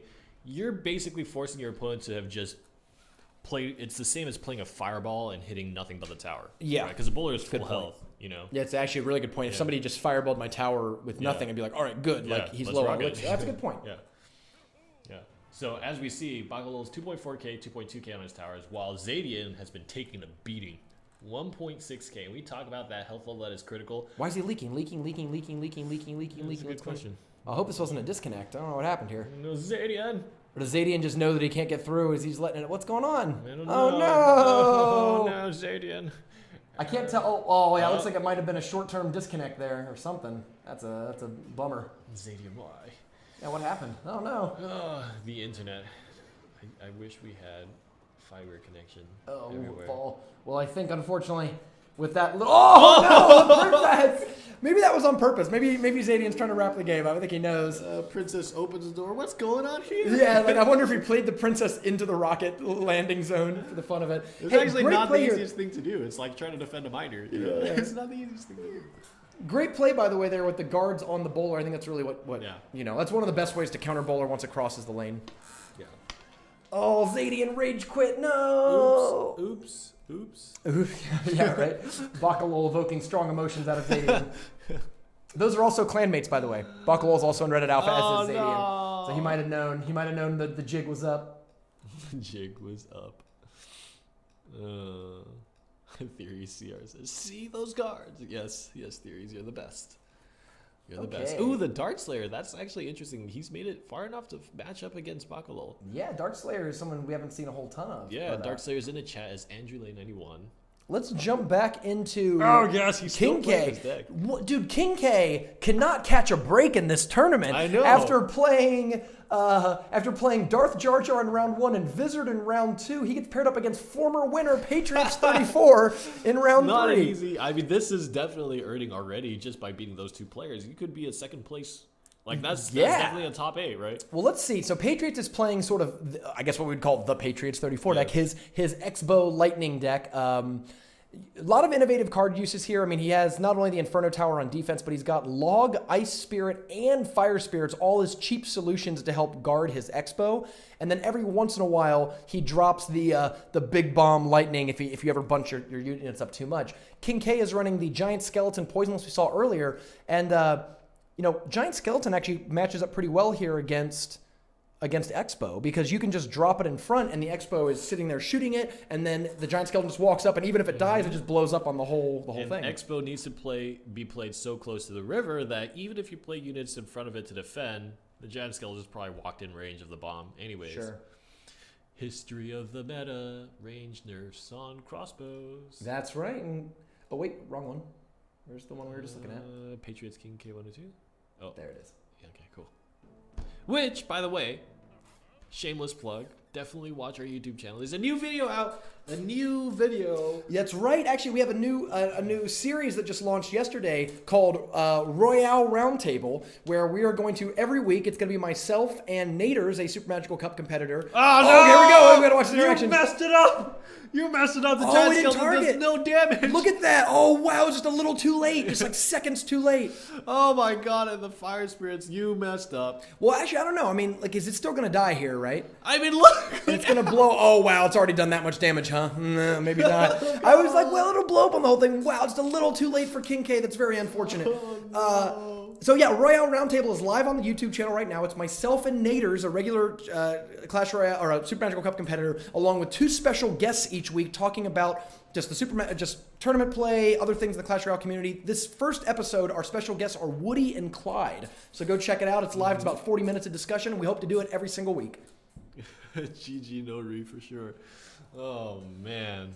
Wow. That's actually a good point in chat. Somebody brings up, why even kill the Giant Skeleton? Like, would it have been better to just let the Giant Skeleton attack, knowing full well that like it's just going to sit there and whatever, and then you can kill it after it Interesting kills the play Expo. from Patriots. I like that Expo, though. I wonder if he's going to try to pull it all the way across the river. Oh, yep. It looks like he is. Ooh, good poison there. Nice. The Hog Rider comes in. Ooh, 1 hit. The Mini Packer might actually pull the Giant Skeleton back, actually. 3 hits. Oh, no! Wow, and it might get close enough. Oh, okay. It does. Okay. I like that he had to use the Fire Spirits as another way to try to pull the Giant Skeleton away from the tower. You don't want it to get too close. That's a lonely crossbow. I have no friends. There's nobody to shoot back here. It wants to play at the river, but it's too far Because he has lightning, he could actually drop lightning right now if he wanted to. So you let the first pump go through. Lightning only... Oh, he's gonna lightning this. Watch this. Doom, doom, doom. Yep, called it. Nice. So here's the thing. Lightning takes 6 pumps off of a collector. So you can actually let that first 10 seconds go by and let them get 1 pump because they're going to get it anyways. You have up to 19 seconds to pump to get full value off a lightning. So you can wait a little bit and see if they play another thing. King K did play another thing and got punished for it, although he did get some damage through on that right side. That's actually pretty significant. A Lumberjack on a tower is nothing to laugh at. It attacks very fast. There's 200 a swing. And it's just that's 702 health. That's crazy. That's, oof. I mean, it does, oh god, no. No. The Mini Pack is blown up, but that's okay, because the Inferno Tower is good at everything. Yes. Inferno Tower can stop a whole lot of value. Unfortunately, I think King K just lost. Yeah, lightning. 14. Oh, yeah, I was saying just like 14 elixir right in that push, which was really unfortunate there. But you're right. The second lightning takes it down with only 2 seconds left, and Patriots takes down King K. I think that was game 1 of their series or game 2. That wasn't the deciding game. I'm sorry for finishing your sentence, but yes, King K102 did just lose. Oof. Oh, man. Let's see. We're getting very, very close here to the top 8. Let's see if we can go ahead and refresh this. And see, I believe we are in the top 16 round right now. Let's try to grab some good matches that really matter. Oh, they're actually playing. Yep, they're playing the deciding match. A name we haven't seen before. Who is that? I don't know. Let's go grab game 1 of this match. I think that is game 1. Or no, yeah, that's game 1. I was Yep, looking at yep, the yep, other yep, ones. yep. Okay, so... Oh, Patrick King. Okay, so Patrick King, who we saw earlier. Patrick King, we saw a little bit earlier playing the trifecta deck. He has advanced this deep into the tournament now. This is the top 16 round. The winner of this match, and this is game 1 of their match, so they're deciding game playing right now. We don't know who's going to make the top 8. Mm-hmm. Game 1 of their match is right here. Patrick King is someone who has not made the top 8, but has been somebody that viewers like. They've seen him play some interesting weirdo decks. I've heard about him in the Reddit mini tournament and things like that as well. Casual Kitty is a new name. Have you seen Casual Kitty in the qualifiers? I have not. Ooh. Casual Kitty becoming hardcore by playing in this tournament and getting to the round of 16 is not an easy feat. Not at all. And playing a very, very solid deck that we've seen a few times today already, and we know is very popular. Minor Inferno Bowler. It is such a strong deck. Woohoo, buddy. Yep. Let's see. I always got to root for the new faces. So, Casual Kitty. Casual Kitty. Yeah. Then again, Patrick hasn't quite made the top 8 either, so I feel, a little bad there. Casual Kitty. All right. Ooh, oh, wow. Ooh, some big. We'll go through the top 16. That's we're only, so remember, we actually have 2 clans that are doing this right now, and we're sitting in Clan 1. Yeah. So some cool stuff happened in Clan B. We'll talk about that after this game. We're looking at the bracket now. Yeah. All right. So Patrick King finally is going to get his first collector down, which is really what the trifecta deck wants to do, right? It's not actually an attacking deck. It's much more of a defensive control deck. It wants to sit back, pump up, and use that on defense. Hey, really good there. The bowler both moves slow. Mm-hmm. And it's getting caught up there. It's done. Wow. Yeah. So I think that was really resourceful of Patrick King to, that Musketeer could have just died to the bowler. I think a lot of people just would have let that go. But by dropping the poison, not only did he take a lot of pumps off the elixir collector, damage on the tower, but was able to finish off that bowler and not have to deal with it on defense. Yes, and now it opens up the opportunity to play a trifecta push. Ice Spirit Hog. I don't know if you even... Oh, wow. That's not what you wanted. Oh, wait. It jumped and retargeted it. Oh, because it jumped the river and it went out of range. I didn't realize that. And still. Yeah, effectively kills the Inferno Tower, but is that really what you wanted? Maybe, because Patrick can now get back to his collector. Might be a good time to play a collector, too, because your opponent just played his miner, so it's safe to get your collector out. I actually think that it was a mistake to play the Valkyrie. Just play the collector. Let the miner swing. Yeah. And one of the big things about Triangle Defense as a hog deck, if we're taking the Hog Rider and looking at it, is it's not actually a real cycle unless you get a bunch of collectors out in double elixir time. And so taking down an Inferno Tower is not actually the best trade. In a hog cycle, there are ways to take down an Inferno Tower and justify that because you cycle back to your hog. You get back to your hog before they get back to their Inferno Tower, but that's definitely not the case for a trifecta deck. It could, because you do have the zap and the 1-cost cards and whatever, but you need to have like 2 pumps out and they have no pumps out, and that's really not the case of the board state right now. Exactly. Nice. All right, I like the Hog Ice Spirit. Here comes... Yes. Holds the guards and runs away!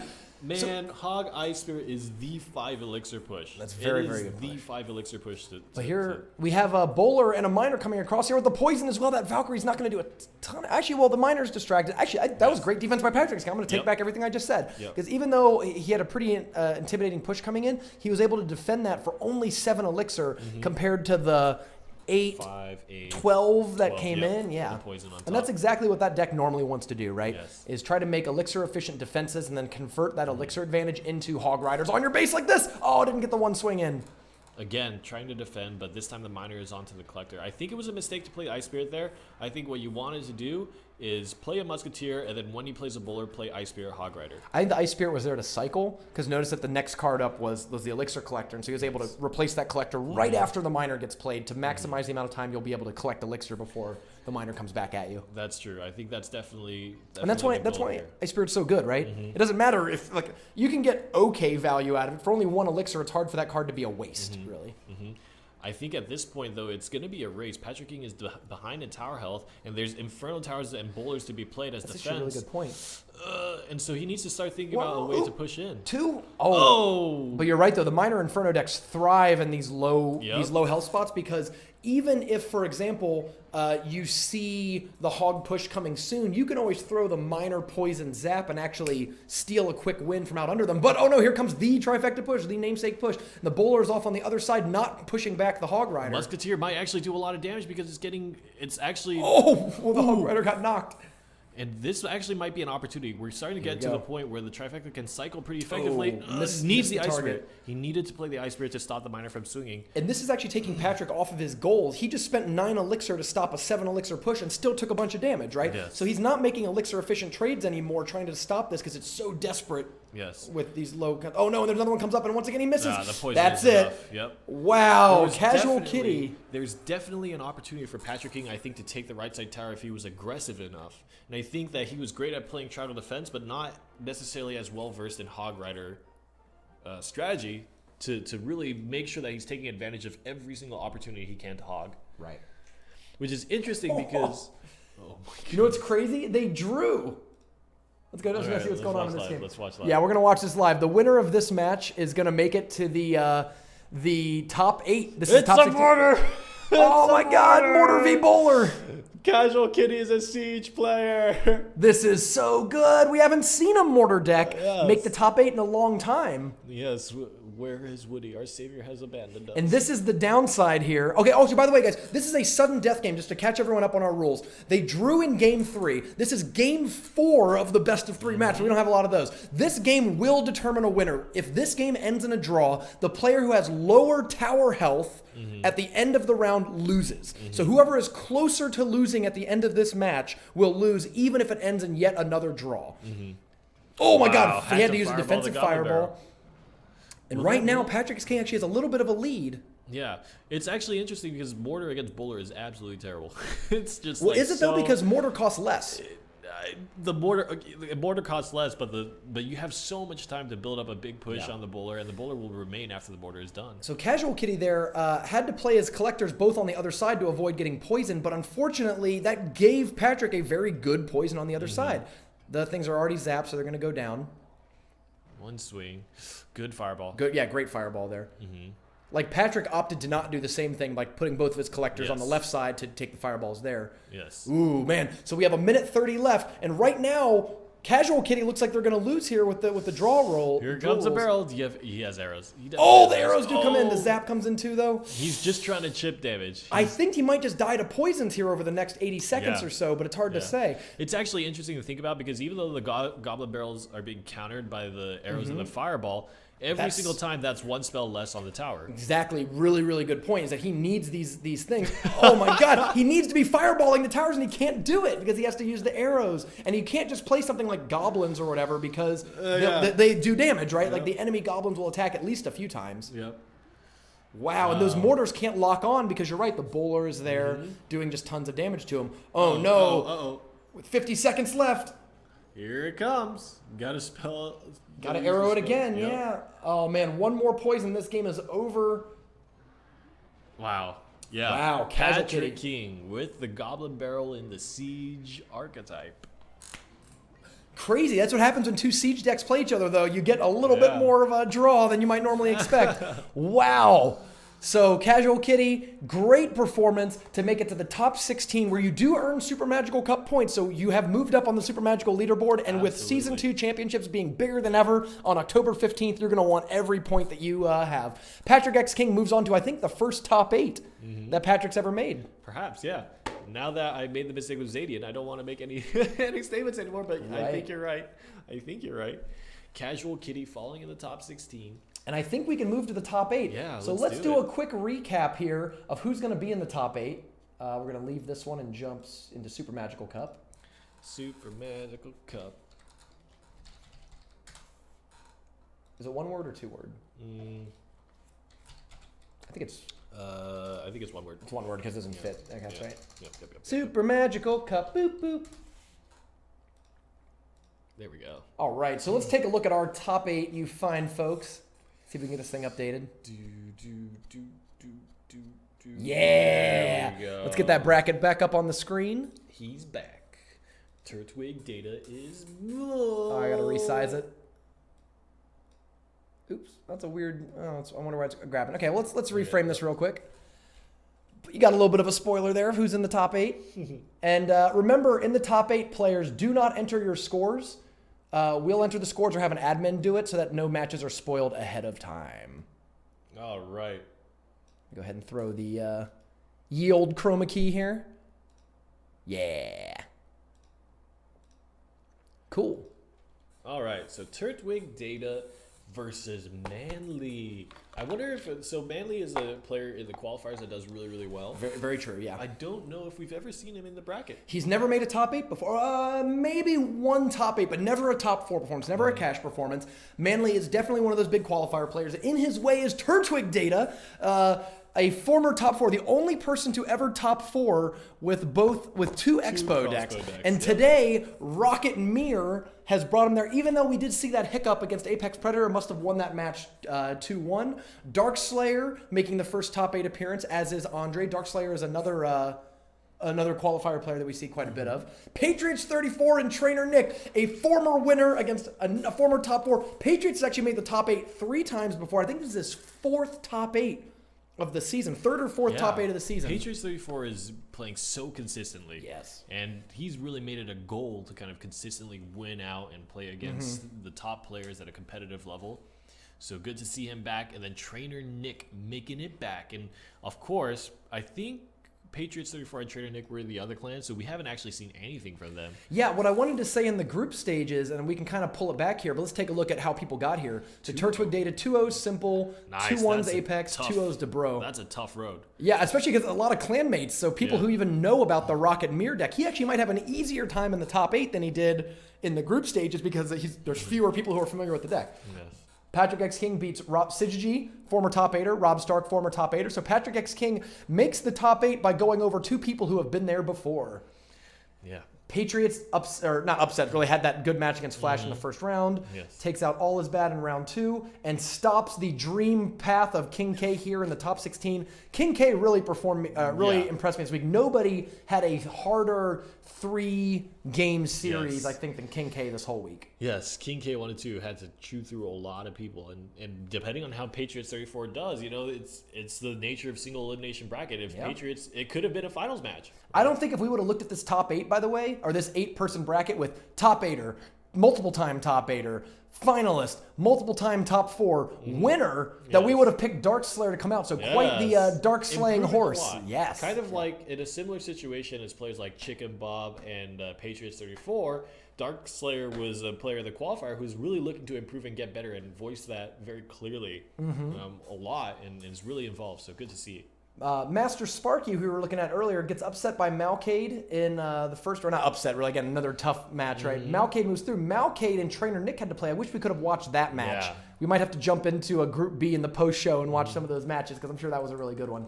Yes. And Marcel P., another former winner, after 2-0ing his first 2 rounds, gets upset by Bayou, who's making his first top 8 appearance, so we got to keep an eye on the Bayou and see how he's good. Definitely beat some good players to get here. Yeah. Andre... who made it in, takes out Marcus 35, another former winner, previous winner, and Baltamy, who we see quite a bit of in the later rounds. Yes, and of course Manly, who I don't remember if we talked about. Oh yeah, we did. Beating Diego B. Hooey. So, all right. How many remaining of our choices are there? I have Trader Nick and Chicken Bob is out and Vizard is out. So my running is just Trainer Nick. Do you have any names in here? Let's get these matches started so we can start requesting soon. Why didn't that send? Start anytime. There we go. What's going on? It's not sending my text messages. That's weird. Well. Test. Oh no. I don't know what's happening. All right. Well, yeah, start the top 8 matches anytime you want. And let's see. You have Trainer Nick. I'm going to take Patriots 34 in that matchup because I love that Expo Log Lightning deck. It's such a ridiculous, goofy deck. Turtwig data, though, I don't think we can rule out. You know, we always say that the Super Magical Cup is where the meta is defined. You know, like this last week, I've seen a whole lot of double Prince decks after Bakalo's win last week. Is it possible that Turtwig data's Rocket Mirror is the next new hot thing? Yes, possibly. Hope so. Very possibly. I think Mirror is a card that needs to be investigated further and probably needs a slight change to it, but I actually think it's a very interesting card. So, Rainy wins the first stage because I have my remaining original picks. And I suppose I'll stick with Trainer Nick. And so our two choices are going to be facing off against each other right from the start. All right. Yeah, we're going to load back in. I'm going to go ahead and refresh our drinks here. I need a thing of water, and we're going to try and get the I'm going to reload this app because why not? I think that might have been it. We do watch the games live, Sticks. We used to watch the top 5 live. But yeah, let's see. Okay, cool. So the games are going right now. As soon as the games start to wrap up, we'll start watching the top 8. Let me go get another water. Hype up that Season 2 championship a little more. And let's talk about how the YouTube channel's been going, because we've got new, as you can see, new branding and all sorts there's of a lot of exciting things happening for the Super Magical Cup. Yeah, absolutely. For the Super Magical Cup. And the Season 2 finals is actually going to be, the information for that tournament is actually going to be nailed down and ready to announce next week. And I really, really, really recommend you guys, if you have any interest in Clash Royale competitive, start playing in the seasons right now to try to get your spot in the Invitational. It's going to be the leaderboard, based on the leaderboard, the top 16 for the people who have been playing throughout the whole season. Definitely still an opportunity to get to that top 16 if you play in one and place highly and get into the finals and whatnot. You're really going to want to do that because Season 2 of the Super Magical Cup is going to be awesome. It's going to be exciting. We're delaying it by a few weeks. So the season is going to wrap up not on September 24th, but in October. So on October 15th, 17th, 15th, on October 15th is going to be our season finale. So there's going to be a few extra weeks in Season 2. Definitely stay tuned. Definitely make sure that you're watching the Super Magical Cup to keep up with these names and these players and how they develop. And get into playing in the tournaments if you want to participate in the biggest, best Clash Royale tournament that is offered right now in the world. There you go, sir. Also, Season 2 championships is going to be the coolest thing that we've ever done, and I cannot wait for Season 3. We'd like to, just as kind of general discussion, start doing clan events in addition to the sort of single-player thing. So let us know who some of your favorite clans are and the people you'd like to see competing, because we are definitely going to do a clan league in the near future. Definitely. Let's go ahead and watch jump into it. Well, you know what? We got to open with a blockbuster. Yep. These are our two choices battling. Buddy! Oh, what a deck! Trainer Nick. Now, we talked about how Trainer Nick is a innovative deck builder. We kind of talked about his Sparky Goblin Barrel Zap deck. We, you talk about you like this guy. You like what's going on here. He's got the baby dragon. The baby dragon, Lava Hound. So, okay. Here's what I see in the Trainer Nick archetype here. We've seen Lava Hound decks, and the way Lava Hound decks work is that if you play Miner right as the Lumberjack explodes, or right as the Lava Hound explodes, the Miner tanks for the Lava Pups. That's like the first time Clyde actually won the second Super Magical Cup of this season with the debut of that Lava Miner deck. Mm-hmm. Not too long after, we started seeing the Lava Miner Lumberjack, because Lumberjack is another card who can run in and support the Lava Hound. Baby Dragon is a third card that can support the Lava Hounds to make those pushes much, much more consistent. The other thing I really like in Trainer Nick's deck, besides the Lightning, is the Tombstone, which besides being a good defensive card, is a nice card just to play when you have nothing else to play. Absolutely. And because the Lava Hound tanks for a really long time, those skeletons can build up, and it forces your opponent to actually react to the Lava Hound instead of just ignoring it, which is really cool. Absolutely. Meanwhile, Patriots is playing the deck that we all know and love. It's the Crossbow Lightning Log deck. We'll see how it matches up. I mean, Lava Hound will not be able to tank against a Crossbow. right? And he has a baby dragon and a minion, which further cannot tank. And really, the Tombstone's not going to be great at tanking either, right? It has very low hit points. It'll get shot up pretty quickly, and the skeletons that come out of it will get shot too. However, Trainer Nick does have a lightning, which is pretty good against Expo. When was the last time you saw 2 lightnings in a heads-up match? I don't know, but let's see who will come out on top between these two players, Trainer Nick or Patriots 34. And remember, we're going to be watching the whole best of 3 this time. Yeah, game 1 of their series. Yes, that's right. So in the early rounds, we just watch random games throughout. We try to get as much screen time to a lot of different players as possible. But now that we are in the top 8, we will be watching every game of these best of 3 matches. Starting off right in the center of the bracket with Patriots 34 as Trainer Nick. Opens with that Expo right off the bat to sort of test the Expo defense. Yep, and I think he's going to learn very quickly that the Expo defense doesn't exist. Goodbye. Oh, wow. Great. Nice. He misses the tower, though. Yep. I don't know if that's hit the purposeful placement by Patriots or... Because that Expo could be placed 1 square to the right, but I wonder if 1 square to the right actually lets the lightning hit it both, or if he just sort of panicked and misclicked. 5 elixir to 3. The Tombstone stopped the Mini P.E.K.K.A. and the Ice Spirit. They're tied in elixir right now. Patriots is a half elixir advantage, maybe 1 elixir advantage. I think that it's unfortunate because Trainer Nick's go-to position is once he sees the crossbow plate, he needs to trade and then lightning down the crossbow. He didn't trade because he didn't really know what he was up against. I think that actually worked out really well for Trainer Nick. If he would have played that Lava Hound first and then the Expo come down, that tower is gone. But by holding it a little bit longer and then being able to react to the Expo, I think he gave himself a chance in this game, right? Baby Dragon. I'm interested. Let's count the damage. That's right. The Baby Dragon. That's actually pretty good. So that was 700 damage, right? Yeah. 650 damage. A totally unanswered Baby Dragon does about 25% of a tower's health, give or take. It's pretty good. Yeah, it's not bad. Pretty good. 4 elixir. All right. That was the buff from the August 24th update, where its attack speed went from 1.8 seconds to 1.6 seconds. That's pretty significant speed increase. Okay, lightning is actually the card of choice. choice. Look at that. Yep. And that mini P.E.K.K.A. is now basically answered. The minions are alive. Oh, that's right. Ice Spirit will take them down. Unless, actually, there was a chance there for those minions to get in. So now here's what we're looking for. We're looking for Trainer Nick to try to have some sort of body there when the Lava Hound dies in order to tank for the lava pumps. Wow, Patriots actually cycled his Inferno Tower to make sure that he was able to kill Lava Hound and then take down the pups. And it worked pretty well. And I like that he's got a little bit of the Inferno Tower left to help defend against maybe that Baby Dragon or something else, unless it dies right here. Nice. Yep. Fire Spirit's going to be played, perhaps. Great log. Yep. Tagged onto the tower. And this is what we're talking about now. You need to make sure you're trading against the crossbow efficiently. I just noticed that the Baby Dragon was raged. Yeah. Ooh. Raged Dragon. And so what's really interesting is that Trainer Nick needs to make sure he's matching every single time Patriots plays a crossbow, because that's Patriots' big investment. If you can't challenge his big investment with damage, then you're not going to win, right? Because that's basically giving Patriots 34 a free run to play whatever he wants. Right. Play his win condition every single time.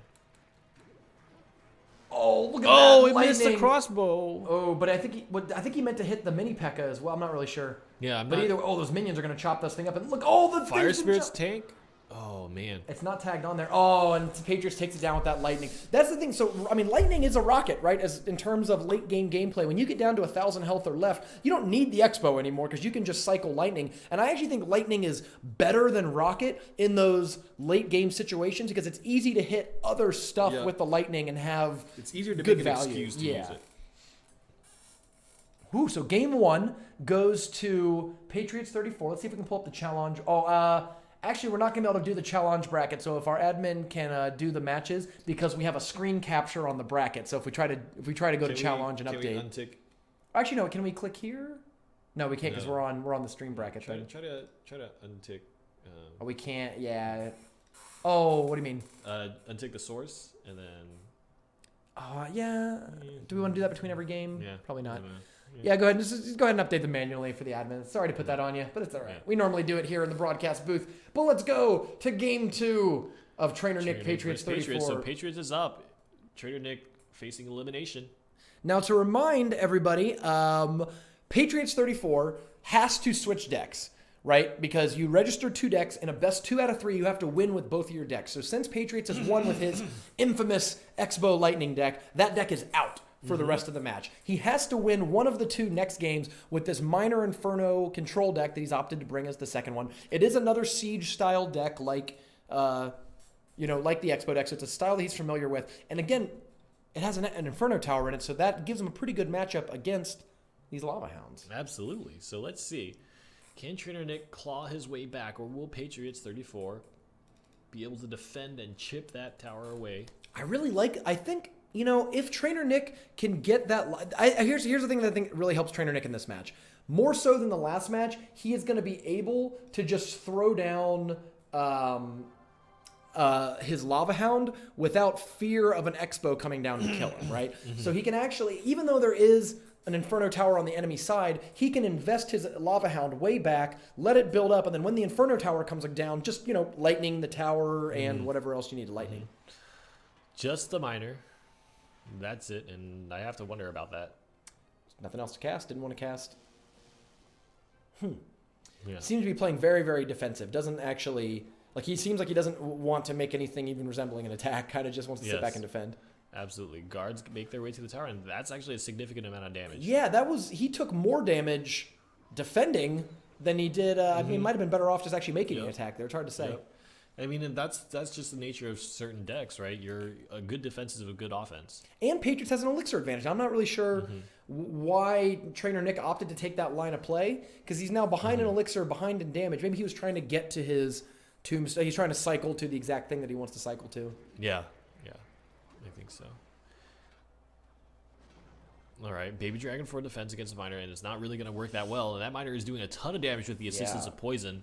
Really good against the Ice Wizard, though, because the Ice Wizard does so much fewer damage. I like this play, actually. He gets the Lava Hound in front so that he can get his Baby Dragon behind it. Unfortunately, he doesn't have Zap or anything available. Opts not to use it, at least. Man, and Trainer Nick is having a very, very, very hard time connecting, and I think the line of play is a little off for Trainer Nick here. Yeah, I don't know if he's just not sure what to do. This might be a new deck for Trainer Nick, and thus he's getting through the early rounds because he's a really good player, but I don't really understand the strategic angle of what he's doing here, because I think my goal would probably be to play Lava Hound and then have Lightning ready, right? Like the Lightning, I might play the 3 Elixir minions behind, but I'm certainly not casting anything big enough to take me off of being able to play Lightning. Yep. Or Zap or both. Here comes the second Miner, and again the Miner Poison connects, and that's going to be a lot of damage on the tower. Right. We're going into double overtime now, and really, Patriots 34's towers are almost spotless. So this time it could be a big connection. The Lumberjack is going to get chopped away, and that Baby Dragon is going to get raged up. Oh, but it gets zapped and retargeted, which I thought was kind of neat. Yeah, still not effective in terms of a push. And it's really... comes.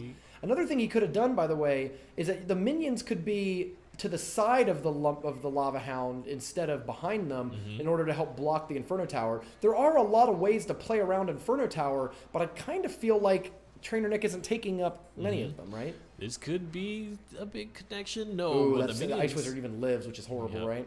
Yep. Man, it's very difficult. Trainer Nick did some damage there. It's not as bad, but unfortunately, as we go into overtime, it might be Dunzo. Oh, it's hitting! Look, it's hitting the tombstone. The tombstone was there, but just a little too late. Oh no! Wow! Yeah, I think Trainer Nick just got on a bad foot at the start of the match, and really couldn't find his tempo. And Patriots takes the match 2-0 over Trainer Nick in the top 8 round, moving into the cash money rounds. Patriots are the first person of the top 8 to earn there some money. Patriots is doing really well in the tournaments as of late. Another top 4 performance and possibly a shot at being the first 2-time winner in Season 2. And he played earlier today in the Clan Royale League. Yeah. So this is a whole day of tournaments for Patriots 34, and we saw his team win a little earlier too. Absolutely. All right, so that's 2 games there. Let's jump to the admin. Can you please update the Patriots 34 Trainer Nick match to 2-0 for Patriots 34? That'd be great. Now let's jump. Let's see Dark Slayer Andre. We got to see. Neither of these players have top 8'd before, and we'd like to see a little bit of what's going on with these fine folks. All right, let's see. Dark Slayer and Andre. We've got Triangle Defense with the Ice Spirit and Cannon, so there's no mini P.E.K.K.A. that exists in that. And Andre has P.E.K.K.A. Prince, not the Lumberjack nor the Dark Prince actually. So he's going to be running Musketeer. And I think this is really interesting. In general, P.E.K.K.A. Prince is something that's very, very difficult for a Hog Rider deck to deal with, but Triangle Defense, I think, is well suited. You have the Ice Spirit for the freeze. You have the Cannon, which is incredibly important for controlling the big body. And especially keeping princes off you as well, right? Yeah. And you have Valkyrie, which is a good amount. I mean, Valkyrie soaks 2 shots from the P.E.K.K.A, which is priceless. Yeah. Right? And then you have Poison. And can take prince charges pretty well. Is not a total chump when it comes to taking prince charges. Yes. Let's go ahead and update this thing. By the way, we are now in the top 8, folks. Top 8. Boink. There we go. Okay, so let's jump into this match. Andre actually, his deck looks a lot like the giant poison list. Kind of doesn't looks pretty familiar. Yeah, absolutely. Guards, Musketeer, big body, poison, collector. Let's see. So I like the opening with the hog, by the way. That's one of the most underrated tactics of a trifecta player, as I think, if you focus so much on the defense, the pumping, you forget that one of the best things you can do early in the game is just drop the hog rider and see what they do about it. And if they don't have an answer, you get a lot of damage just for 4 elixir right off the bat. I'm still waiting to see Adam play in the bracketed tournaments. You're right. Adam/Zed is one of the top players in the leaderboard. I think even now he's been top 10 almost this entire season, and he is a big trifecta player, triangle defense player. Very, very good at it. Oh boy. So we go ahead and poisons that to prevent Andre from really getting 2 pumps out. I mean, the thing is, it doesn't take all of the pumps off one collector, but it makes that collector die long before whatever. But now a full health P.E.K.K.A is coming across the river. What is going to stop it? I think Ice Spirit Zap is going to be pretty big here to top out those Fire Spirits. Does not? I think he probably should. I think he did. He did. He still has it in hand. Oh, you're right. Okay, so how did those Fire Spirits go away? I guess they jumped on the Musketeer. They jump on the Valkyrie. Oh, okay. I think. Either the Valkyrie or Musketeer. I didn't. Took a lot of damage there, though. I mean, over 1,000 damage on that left tower now for Darkslayer. Andre, while behind in elixir, actually, they're almost tied in elixir if you count the pump on the board. Yes, pretty much tied. But still not the best situation, and I actually don't too particularly like that. I think you need the poison on defense against P.E.K.K.A pushes. Yeah, that's actually a good point. I feel like that's 8 elixir that was defended for 5, and while you actually did a good amount of damage on it, it's not like the worst thing ever. Ooh, the Ice Spirit takes out all of the Fire Spirits. That was a huge trade because that was a 7 elixir push defended for 5, and 4 of it is coming back on the counterattack. Yep. Guards will handle that neatly, though, but that buys the Darkslayer. A collector, elixir heavy and advantage for Andre still, though. He's going to be able to get a P.E.K.K.A off of it. And now in double elixir time, those P.E.K.K.As are much more viable, right? I think Hog Rider at this point, especially down this lane, is a big mistake. Oh, it did get the 3rd swing off. That's huge. Because Musketeer and Prince are both pretty slow swinging cards, and that Hog had like a sliver of health left and was able to get that last shot off. I think this is kind of what we were talking about when we first saw the P.E.K.K.A deck, is I think you actually are justified in sacrificing some health on your tower to make sure you have a bigger push. He played the Prince to make sure the Hog Rider got less swings, but then the Prince ran off and died on its own before the push happened. Oh my god, that Musketeer who just died, the blue Musketeer who just went down, got so much value. It killed both P.E.K.K.As basically by herself, along with the cannon and the poison. But, I mean, that's the sort of value that you want out of a triangle defense deck, is the ability just to use the Musketeer and your distraction and your cannon to stop any sort of push. This is something that triangle defense is like built to beat. And you see it right there. That P.E.K.K.A never really got close to a tower, really. Never even threatened a tower. Absolutely. So we go to game 2 of their match. Yeah. The Darkslayer. There we go. Cool. I just had to update it. All right. So, Andre is on the verge of elimination, and the Darkslayer moves on to play a Hog Rocket deck, which is very, very good for punishing a lot of the giant poison meta. And seeing as this deck is so similar, I think it'll work very well here too. Yeah, so the overlap cards between both decks are Ice Spirit, Cannon, Zap, and Hog Rider. It's cool because we don't see this a lot actually. Even though the decks are kind of overlapping in cards, you rarely see someone who plays both Triangle Defense and Hog Cycle as their 2 decks, even though it's easy to overlap a lot of it. The big change here is that Darkslayer won't have access to poison, so it'll be harder for him to fight these elixir collector, things, these elixir collector setups, without the ability to poison. But instead, he does have a rocket, so Andre will have to place him in the middle. We'll see if we get a surprise rocket here. I'm trying to make sure that this microphone doesn't just fall over. Make sure you get the right game. Yeah, that microphone's been having some balance issues. I think you just tilted out a little bit or something. Yeah. Okay, we got Hog Ice Spirit on the opening thing. It does a great job, actually. The zap there, the guards absorbed the Ice Spirit and then the Fire Spirits came down. If Andre had played Fire Spirits first, the Ice Spirits would have killed all of the Fire Spirits and really left Andre to take a lot of damage on the tower. So I think that was a good guard there. However, did have to spend 7 elixir to defend 5 and still took damage for it, and Darkslayer gets a surprise rocket off. Oops. Well, Andre's learned the lesson, right? There will be no more elixir collectors in the middle. And with only 40 seconds, actually, Andre has a little bit of an elixir advantage now, but I wonder if he realizes it. Yeah. And I think the biggest thing that he could do is just play the P.E.K.K.A in the back. That actually might be one of the worst ways to do that, though, because it lets your opponent really catch up. Like, I actually think that if maybe he had gone, like, Prince Fire Spirits right after or something like that, like Prince in anything, would have gotten a good advantage, because when your opponent's only at, like, 3-4 elixir, it's really hard to stop those kind of cards. Yes. Now, here we go. We got Guards and Cannon for Darkslayer. Yep. Oh, the P.E.K.K.A will turn towards it, but the Musketeer on the other side is actually lowering the cannon health by an incredible amount. Guards are great against P.E.K.K.A. Yeah, so actually, I like where he placed the guards too. The Fire Spirits were coming in. Oh, what a redirect. Gonna have to zap, but he missed with the zap too. Oh, he's gonna get a swing. Just missed by one. But the Musketeer did a lot. Yeah, Musketeer got the value. But that just shows why P.E.K.K.A is maybe not that popular of a tank choice. It was really close to the tower and got pulled pretty much into the middle by Fire Spirits. The P.E.K.K.A almost needs less sight range. You know what I mean? Like, needs to not see quite so far. But when you stand 30 feet in the air, it's a little easier. A little bit easier to see everything. Hog Rider, Ice Spirit combination. Oh, this is going to do a lot of damage.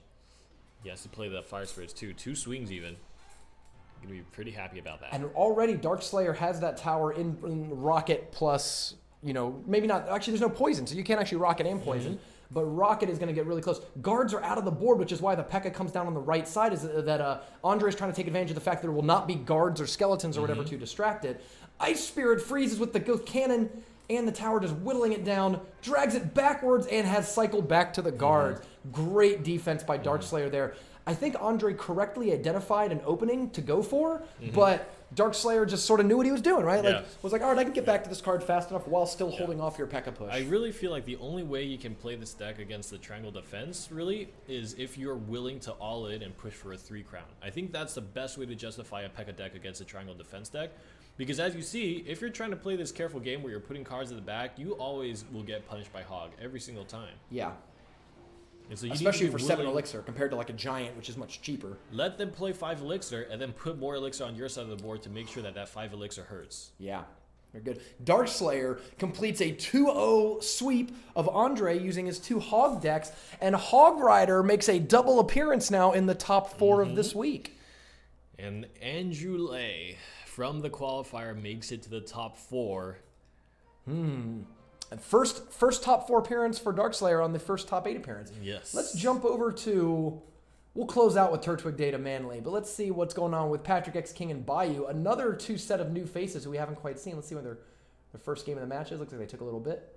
These are their first 2 games. I believe so. Make sure we... Yep. Yeah, okay, cool. We got the games here. All right. Wow. Somebody's playing Spear Goblins. Well, that's a good point. I haven't seen a lot of those in a while. Spear Goblins. Wish we had a card for him. You know who has actually not been up on the big board once at all today? Princess. Oh, yeah. Our Lady in Blue. Yes. Princess, not quite as prominent as it was before the nerf, but I still think a very, very, very, very good card. I still think it's actually the best legendary in the game. I'm surprised that people are kind of moving away from it. And just for the giggles, let's go ahead and switch this thing up to a different card. Let's get a Valkyrie in there. Yeah. Cool. Although Musketeer might actually be the real star of the show. Okay, so we have Bayou playing a minor control deck. I would say Inferno, but Fireball has replaced the poison. Possibly Bayou doesn't have either a level 4 poison or thinks that the minor Fireball combo is more worthwhile. There's a lot of fun when you throw a minor out there and they defend with something like Barbs or Valkyrie or Musketeer, and then you just Fireball the whole thing and take out the Collector Tower and what they're defending with. Patrick X King playing his Triangle Defense deck that he's been very successful with so far. And I think it's going to work out pretty well. I think that you need to be a little bit creative to push past an Inferno Tower with a Triangle Defense deck, but there are ways to do it. There are definitely ways to do it. Good point. Yeah, let's get into this. People are giving good feedback in chat. I need to update some of these featured troop things. Some of these actually predate the new cards. Like somebody asked, like, why doesn't Log counter Princess? And when I made that, Log was like not seen at all in tournament play. It was like, I'm not gonna put that card up there. It doesn't actually do it. So, but you're right. Log is a lot more popular now, and we should definitely update some of these. Right. Spear Goblins are always a great chippy card to play. Yeah, it's actually a great way just to get 2 elixir out of your hand and force a reaction out of your opponent, or they take about 300 damage, which is kind of what you're good for.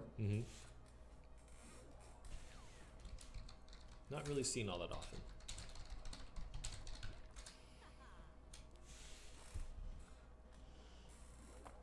Princess in the back.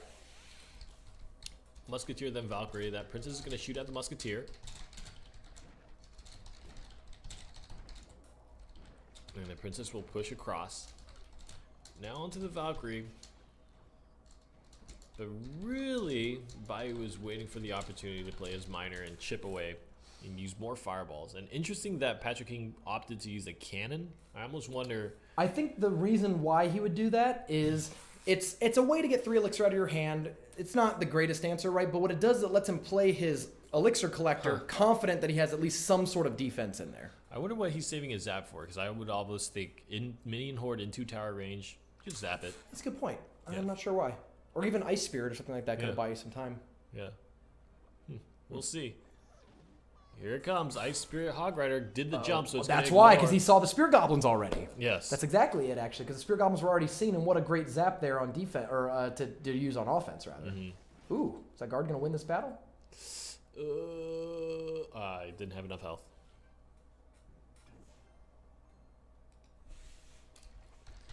Alright, Collector down. And the Fireball to punish it again. You need to bias it more towards 1 tower if you wanted to avoid or play it in the corner. And I wonder why, I guess because of the Miner, that Patrick King really wants to play the Collector in the middle. Yeah, actually, and the cannon, actually, that another thing I didn't even think about, the cannon in the middle there helps defend against Miners, right? Like when you have your Collector, if they do send in a Collector, it kind of is like, well, gotcha. The Hog Rider will swing away at the Inferno Tower and really need to look to cycle. Defend it. Nice.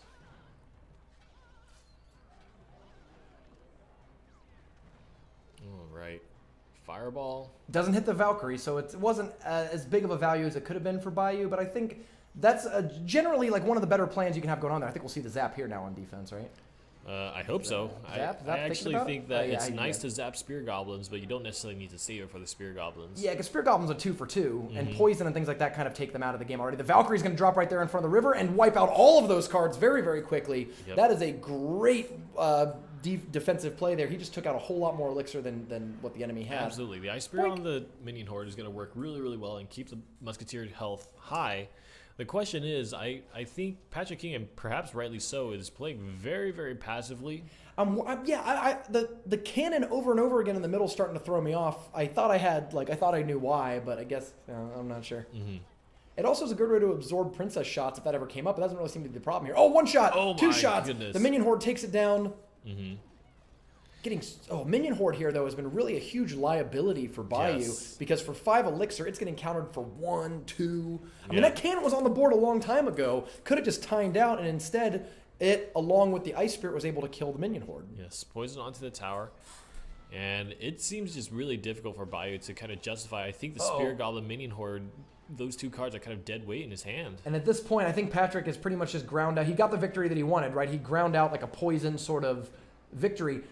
Actually, this is a really smart play by Patrick King. Maybe that explains the cannon and stuff a little more. He knows he's going up against a very defensive siege sort of deck. Well, if he just attacks over and over again with Valkyries and Musketeers and Hog Riders, you're going to get completely cleared out, right? So the idea there was instead to play as defensive as the Miner Inferno deck, defend against the Miners 100% of the time, and just poison him out. Like, give him a taste of his own medicine, basically. Yes, absolutely. And I think it worked out really well. I'm pretty impressed. Yeah, like, actually, that's a way that I have not seen anyone play that deck that way in order to win that match, right? Like that's a new way to play the sort of triangle defense deck to win here. All right, and of course we've seen the alternate deck for Patrick King. It's going to be the Goblin Barrel Siege deck. So he's going to get Bowler Inferno and Ice Spirit Mini Pekka for kind of defensive purposes. Right. And then he's going to be poisoning and Goblin Barreling and just trying to chip out his opponent with those few cards. I need to make a card for Goblin Barrel, a little feature thing for Goblin Barrel. We don't have too many of those at all. Yeah, absolutely. Meanwhile, on the other side, Bayou is going to stick to his guns and use his Spear Goblin Minion Horde deck. I really hope that he shows me something much more special with this deck because I'm still not convinced that Minion Horde or Spear Goblins are the cards that you want to pick. All right, let's do it. Boink. I love the Spear Goblin play, though. Big fan. Okay. So Bayou, we know his deck a little more now. I think the big thing that Bayou didn't pull off in game 1 that he's going to want to try to pull off in game 2 big time is the Miner Minion Horde thing, right? Mm-hmm. Like, you want that Minion Horde to get zapped and then throw the Miner on the counterattack here. Oh, so here we go. Exactly what we're talking about. So the Ice Spirit goes in. Oh, okay, he has to use both. Yeah, his collector took a lot of damage. Man, Minion Horde has just been such a liability because even there in his ideal situation, pulling it off, the Zap Ice Spirit went through and stopped it. That's 3 elixir for 5, even in your best situation. That's does not bode well for Bayou early in this match. Yes. Goblin Barrel was played center on the tower and was zapped. I wonder if Patrick King will play any mind games. So far, only seen Gray do that.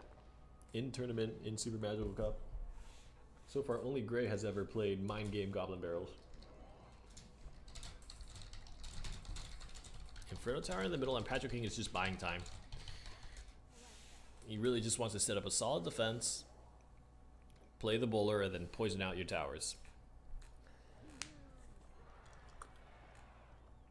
So far, we actually haven't seen... The thing about Patrick X King is that we already saw Bayou zap the Goblin Barrel. And there's really nothing else in Patrick X King's deck that you'd zap. Like, what else are you going to zap, right? The Mini P.E.K.K.A, maybe. The bowler, maybe, right? So as long as Bayou can always come up with these zaps on defense, he even had a zap there and opted not to play it. Yes. Uh-oh. Oh, there's the poison down. But that's going to be a little slow, and the damage gets through. He has to zap anyways. Yeah. Not good. Ooh. Just zap it.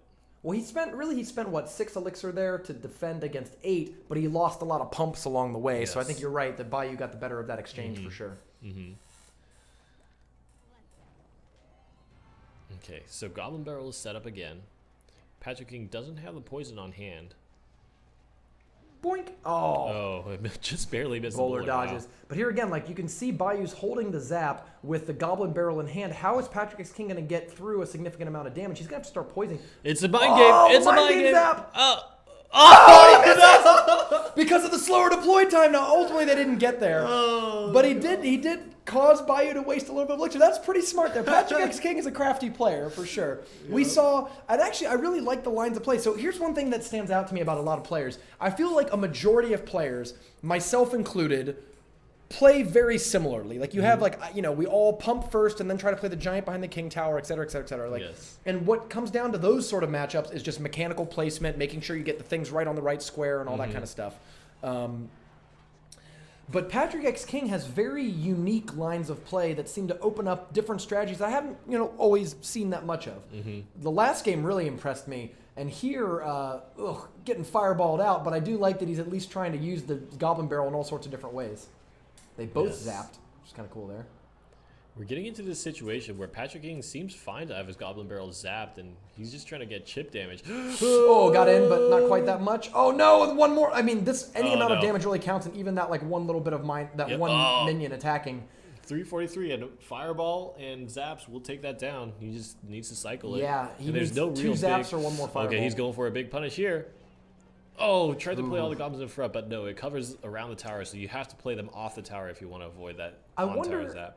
How, without Miner or Rocket, Patrick X King is winning with that deck so consistently, because obviously it's won in every single matchup all the way to here, but it's not like you don't see Zap in every deck, right? So I wonder how, with nothing else to bait the Zaps out, how that deck is consistently doing very well. Absolutely. I want to see the Baby Dragon deck in pool play and also the Goblin Barrel deck in pool play. Oh, Bayou has his own Goblin Barrel too. Oh, wild! Okay, so we're going into game 3. Now, both players have to be playing their alternate deck. Patrick X King's playing the same deck he played last time. Bayou has to switch up from his deck now that it's won a game. And he has a Inferno Poison control deck as well, except his is running Goblin Barrel instead of Miner, and then like Hog, I guess, somewhere He in really there. likes his Spear Goblins. He still has Wow, that's a Spear really good Goblins. point, because Spear Goblins, we haven't seen much of Spear Goblins at all, really. And what's wild to me is that he's playing it in both decks. He didn't just opt to use it as a filler card in one deck, but is actually using it as, like the card that he can't play without. Signature card for that, but I don't even have a Spear Goblin little card. That's crazy. Let's get into it. Let's I think see. the big deciding here is that will he be able to play the Hog Riders through the bowlers, right? We've seen how effective Bowler is at holding off Hog Riders. And once again, Bayou 3 games in a row now has opened with a Spear Goblin and gotten the damage on that left tower. Oh, it's a mind game. That is certainly a game you could play, I guess. Now, the thing about when Gray did it is he always had units pushing down at the same time, or he had a miner. Yeah. And so the goblins, even though they would be off the tower, they would survive much longer because there was something tanking for them. Just notice the level 3 Goblin Barrel for Bayou, too. So he's gonna try to pull this off with level 8 goblins coming out of that barrel. Yeah. Ooh, okay, so we've got the poison coming down. I mean, that's really what Bayou is going to have to hope to do with this deck overall. Is like, you're going to have to not just poison the towers out, but try to take Elixir down with it, and he takes 4 pumps off of that collector, repaying the poison while also doing some damage to the tower. Yes. Spirit Goblins to punish and just getting some easy damage. Yeah, it's crazy. I mean, I get it. You don't want to... Like, here's a good example compared to the last game, right? We talked about how there's nothing in Patrick X King's deck that you would zap, right? So the Goblin Barrel is just going to get zapped 100% of the time. But having minions and Spear Goblins and Goblin Barrel in the same deck actually makes it really hard for Patrick to know when and where to zap. Yes. He needs to make a very calculated decision. And he doesn't have zap right now, so what's he going to do? He's got Bowler. The Bowler's turned around. No! All the Goblins are used basically as a distraction for the Bowler. And that one goblin in the back got a lot of stabs off. 902. Hog Rider Goblin Barrel is an 8 elixir combination to play, or rather 7 elixir combination to play. And it got a good amount of damage. Playing a bowler on defense wasn't that effective. And now that he doesn't have zap again, that 3 elixir minions just got a ton of value. They killed Bowler and Mini Pack, a 9 elixir worth of troops, while standing outside of tower range. Yes. Poison on the right side tower, just to deny the elixir collector. All right, poisoning down. So even though Bayou would probably want to save his poisons for the left side, he thinks it's more valuable to stay ahead in the elixir race, especially because Bayou's deck does not have an elixir collector itself, so it can't race. Like, if you let Patrick get 2 to 3 pumps out, you might lose, even if you have an advantage deck-wise. And actually, that was weird because those things just died on the way back from the tower. So I keep mentioning Gray because Gray was the first Goblin Barrel player who was playing it really, really effectively. He used Goblin Barrel Miner and always made sure his Goblin Barrels were protected. They're going to get a few good stabs off, and the zap is a little bit late. I didn't like that Hog Rider because the Inferno Tower, even at half health, yes, was able to kill it. I think that was kind of a waste. Yes. Yeah, I don't really think that the Goblin Barrel is a huge improvement over a Miner. Like, the Miner, I think, works better in this deck in almost every way you want it to work better. It's not going to die to zap. It's, well, I think it's cool to see people experiment with this archetype and try to figure out other cards to play in there. I just think that the Miner is going to be so much better in this archetype moving forward. So, cool. I mean, I guess the game's not over yet, right? There's 700 left, but I just haven't really seen much out of this deck from Patrick X King in 2 games now that tells me that he's ever really going to do 1,500 damage, although I'm eating my words because he just did about 300. Yeah. And I think there is a place for Goblin Barrel to be played, but it needs to be a little more innovative. It can't be just their standard, like, you don't just replace a Miner with Goblin Barrel and expect it to work, right? Yeah, well, especially if there's nothing else in your deck that's worth zapping. Exactly. There's a difference in playstyle and when you employ it and how you set it up. Even little dumb stuff, like if there were Fire Spirits instead of Ice Spirits. Well, at least you might zap Fire Spirits every once in a while, whereas Ice Spirit doesn't die to zap, so you never zap it. Yeah. Well, these goblins... Oh, but they're Spirit Goblins. Somebody's pointing out that it's perhaps that he doesn't have Miner, but even if he doesn't have Miner, last week, Chicken Bob's Rocket deck looked insane. Like, I'm surprised that we haven't seen more of that Rocket deck.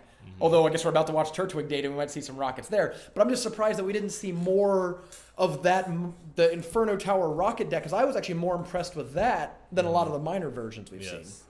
Yes, there are definitely different ways you can justify Bowler Inferno Tower. Yeah. There's many different ways to do it. Hey, big shout out to Bayou, by the way, because I'm really impressed with his Goblin Barrel deck. We've been kind of pooping on Goblin Barrel here for the last few minutes, but really that's only in the context of Patrick X King's deck.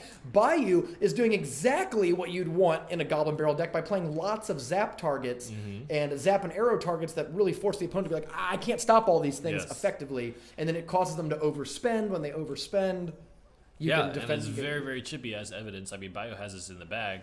You could just zap it. We're kind of crapping on it, though. There was only 500 damage left on that tower. He was able to get damage through. If Patrick X King's deck could fit in maybe a fireball or a poison to have some other spell attacky thing in there, I think he has a pretty good chance at pulling that one out. But that deck actually didn't run poison. It's interesting to see barrel decks trying to be employed in the concept of siege, where as opposed to Trader Nick and also Gray were using barrels in beatdown, right? Where they were really pushing a lot of damage, and Goblin Barrel has a very, very huge potential for damage. It's just you need to set it up.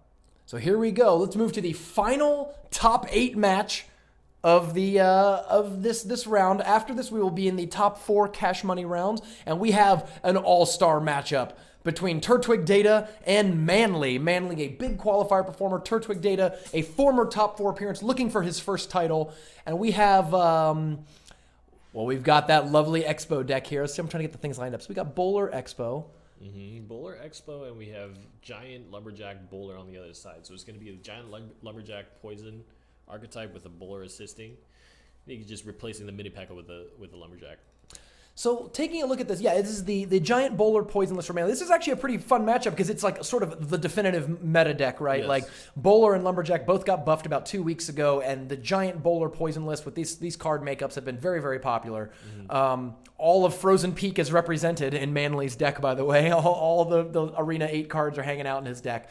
Turtwig Data is playing X-Bowler, a deck that him and Woody popularized a few weeks ago when Turtwig and Woody both top 4'd with the same deck. We have really seen the deck fall out of favor. We haven't seen a lot of people playing it since, but Turtwig Data is representing it here back in the top 8. Actually, Frozen Peak is represented in his deck as well. Yes. All 3 Arena 8 cards are in both decks. But the thing to look for in Turtwig's deck is he's going to play the Bowler behind his King Tower. When it gets near the river, he's going to set up the Expo so that the Bowler, with its splash damage and its knockback, can keep things off of the Expo. Log functions as sort of a second Bowler, right? It's a defensive card. It's a zap. It also knocks things back and off. And then, of course, you have Lumberjack, which is a new addition to the deck. Lumberjack will defend in front of the Expo. When it dies, it drops the Rage, and then you have a Raged Expo. Pretty good. Yes, I think that synergy is going to work out really, really well. Manly's gonna want to try to play his Bowlers and his Giants in front of the Expo to tank for it, and Turtwig's gonna try to get those Inferno Towers to kill the Giant Bowler pushes. A deck that I recommended Clyde to play before the Lumberjack was buffed. Was Expo Expo Lumberjack. All right, let's take a look. Let's see. Manly will probably open Collector, and he does. And Turtwig could punish with Crossbow. And it looks like he's going to try to. I mean, that's certainly the leading goal. Oh, the Ice Spirit takes out all of those. Oh, the Bowlers! We saw this happen in one of the earlier games. I think it was Patriots 34's games where the thing just came down a little too late. It forces Manly to zap and forces to retarget, but oh no! Oh, wow! The Inferno Tower just takes out 9 elixir worth of defense, allowing Turtwig Data's Expo to lock on and fire. Oh, God. It's going to get it into the triple digits. Is it going to break the tower? No, falls a little short. But in a deck with both Log and Fireball, I don't know how worried he is about it. Oh, going to throw the Fireball to not only take out the elixir. Oh, and he accidentally activates the King Tower. Yeah, maybe he was doing that just to get more damage. Just to troll it. I mean, technically, you may as well, right? Yeah, it's true. He's crossing the river on the 7th of never. Yeah, exactly. Okay, so here comes a Giant Bowler push coming down the other side. Now, actually, it's a bad time for an Expo to come down because it will reach even across to the right side of the board. So even placing an Expo on the left side wouldn't work right now. So he actually has to honestly defend this push. Yes. Ooh, this is pretty. Oh! Nice. Fireball comes down in between the earlier poison and other stuff, and now he just has gotten Inferno Tower back. Yeah. Perfect timing, too, because the Lumberjack was far enough back. Giant was down, Bowler was low health, and the Rage didn't do anything. I'm really impressed with Fireball in that situation over Poison, because while Poison could have been played there and helped grind that stuff out, there would have been some Musketeer attacks, some Bowler attacks that hit on the tower. The instant, like, blinking those things away with Fireball allowed Turtwig Data to keep a significant amount of health on his tower. That could have been sub 1500 for sure. Yes. So much better play there with the Bowler out early. Yes. And I think he might just let that one go and try to defend. Yeah, so he's just going to let that one go. This might hurt. Fireball is going to be key. He might play the log first. Oh, the log takes out the Ice Spirit to prevent that. Fireball will defeat the Musketeer now. He's going to do Fire Spirits. Oh, not quite. Not quite. There's just a sliver of health left on Musketeer. Ooh, and the Ice Spirit gets taken down, and whoa, okay, one shot. But again, like, Turtwig Data is clearly a very experienced tournament player who knows the exact damage and interaction between his cards, because instead of, fireballing there like I think you and I would have, he knew that he could have pulled that off with 2 less elixir, which is important, and only taking like a little bit of damage on his tower for doing so. Nice. Oh, great play. Oh, but he's going to walk out of range. Great Fireball hit. Whoa! Oh, it doesn't quite walk out. So Fireball plus Log wipes out Lumberjack and Musketeer, which is really important because those 2 cards are very, very common in these giant sort of poison decks. Yeah, and an 8 for 6, especially to know that you never have to think about them again, is really, really great. Yeah, for sure. And that's the same cost as Zap, keep in mind, too, right? Because, like, Fireball plus Zap doesn't kill Mini P.E.K.K.A. or Lumberjack, but because Log does more than Zap, that might work out. So, I mean, that game was awesome. Turtwig Data's deck is out. His Expo deck is off the field. He can't play it anymore. But that's a deck that doesn't use Zap and uses a lot of very unsuspecting cards and made it pretty far. Let's see if he can close it out and get into the top 4. With the Mirror deck. Woo, buddy. 2 innovative decks. Just showing people that you can really play weird meta stuff and still be very successful. I think a lot of people feel like, oh, the game is all Minor Inferno. It's all Giant Bowler. There's no other decks you can play. Well, Turtwig Data and a lot of these other members of the Super Magical Cup are showing us week after week that lots of weird decks are really out there. You just got to be very innovative and creative in your deck building. So he's switched. Go move Bowler down here to the bottom side. But Manly, not out of it yet. Manly is running a minor... it's like a triple legendary minor deck. No poison, no Inferno Tower. This looks to me to be more of a minor, maybe like a minor cycle deck, right? Where he wants to try to get those guards or the Mini P.E.K.K.A. to connect with the tower. Yes. And of course, we've seen Rocket Mirror many times before today. I'm trying to guess who, I don't know, I don't even know how you say who wins these matchups, right?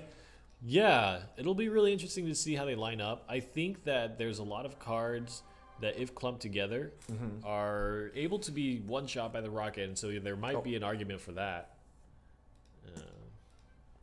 Yeah, I mean, he's got an Elixir Collector, right? So Manly can never get out 2 pumps at a time, because if he ever plays a second pump, it will be somewhere where you can rocket it.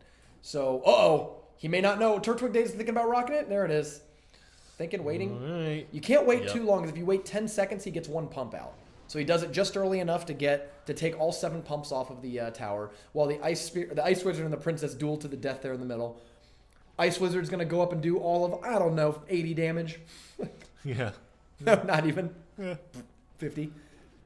Here comes the Bowler, going to be attracted by the Minor. The Minor, that's one of the more common things we've seen. But, oh, wow, the one-hit Mini P.E.K.K.A. allows the Bowler to turn back around and get that important knockback on the Mini P.E.K.K.A. Well defended. Right. So Manly has to deal with this Bowler here. And while Bowler is not a huge offensive threat, it does require attention, right? Like, you have to play something into it. Skeletons to extend his cycle just a little bit to see what his opponent will play. I like that, too, because they're good at cleaning up the guards while the Bowler's tanking for it. Yes. Oh, just barely. By the skin of her teeth. Oh, good placed Fireball. Yep. One downside of Fireball versus Poison is the smaller radius. Yes. And so I think a lot of those center placed princesses might just be just out of range.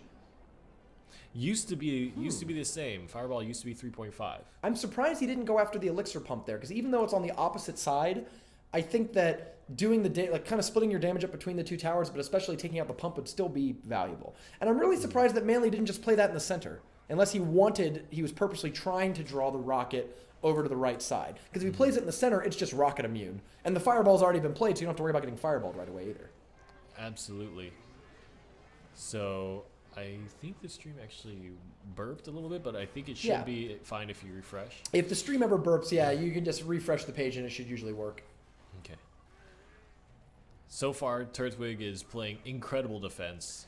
Yeah, like, literally perfect health on his towers. That was the first time any sort of damage gets hit. Ooh, the skeletons come out a little late, but the bowler knockback knocks it into the skeletons, allowing the bowler not to take a whole bunch of those dangerous mini P.E.K.K.A. attacks. Bowler skeletons, whereas is significantly more expensive than mini P.E.K.K.A. If it's about reducing damage that the mini P.E.K.K.A. will do, totally worth it. Oh, wow, the princess locked onto the tombstone and not the... Not the oh, he knocked it back! Did it hit the tower? I didn't think actually so. I'm not sure. I thought he knocked it back into the fireball. That was about to be a wobble cobble. Yeah, that's a move right there. Turtwig did a see in the future.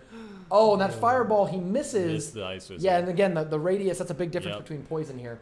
But the game is pretty close. Like, Turtwig data is getting very close. Now, he has to hold off against this very scary, massive push coming out here. I mean, this is certainly that mini P.E.K.K.A. He's can got connect. tons of skeletons on the field, though, and a double rocket will win it. You're right, double rocket can win it now that we're in overtime. But He you just can't needs let to that clear the princess board. just go. Just clear the board. Oh, but that's a good job there by Manly keeping the pressure up, knowing that they can't really just go to 10 elixir, because if that happens, they're both in big trouble. Yep. He needs to basically get the board back to a reset state. There it is. I think he's won. You think so? You think he got it? Yeah, I think he won. Because he's got to defend against the bowler there on that side. He has to pay to defend, and Turtwig is already ready. There's one. One rocket He's got comes in. Is he gonna mirror it right here? Yeah. Look at the reach on that. That's 900 plus damage. It's about 950 damage. 950 damage, the mirror rocket. So all he has to do is get your tower into triple digits, and then he can just grind you out. Oh, whoa! We did it. Rumham, we saw Rocket Mirror. Rocket Mirror, we did. You're right. We did talk about that at the beginning of the stream. And Turtwig data advances 2-0 into the semifinals against Darkslayer. And let's jump down here and start catching these games. All right, so we're in the top four. So it's going to be Turtwig versus the Darkslayer, Patriots versus Bayou. And we're going to jump to the other side of the bracket and catch Bayou versus Patriots 34. Patriots 34, a former winner, looking to be the first person to ever win 2 SMCs in the same season. So far, the only people with repeat wins are Woody and Clyde. And that was one in season 1 and one in season 2. No one's actually won 2 in the same season. It's easily the most competitive, difficult tournament in the Clash Royale community, week after week after week. And you know what, Bayou? We're going to throw those minion hordes up there. We haven't seen a whole lot of minion horde recently. Minion Horde Spear Goblin. Bayou is trying to solidify his name as a Spear Goblin. And we'll put that Ice Wizard up there because that's a key thing. It looks like Bayou's deck, almost everything in Bayou's deck actually is going to be very weak to Ice Wizard. So if Patriots can make good use of that Ice Wizard, I don't know how really anything in this deck is going to get through. Every single thing dies one-on-one in a match except maybe a minor.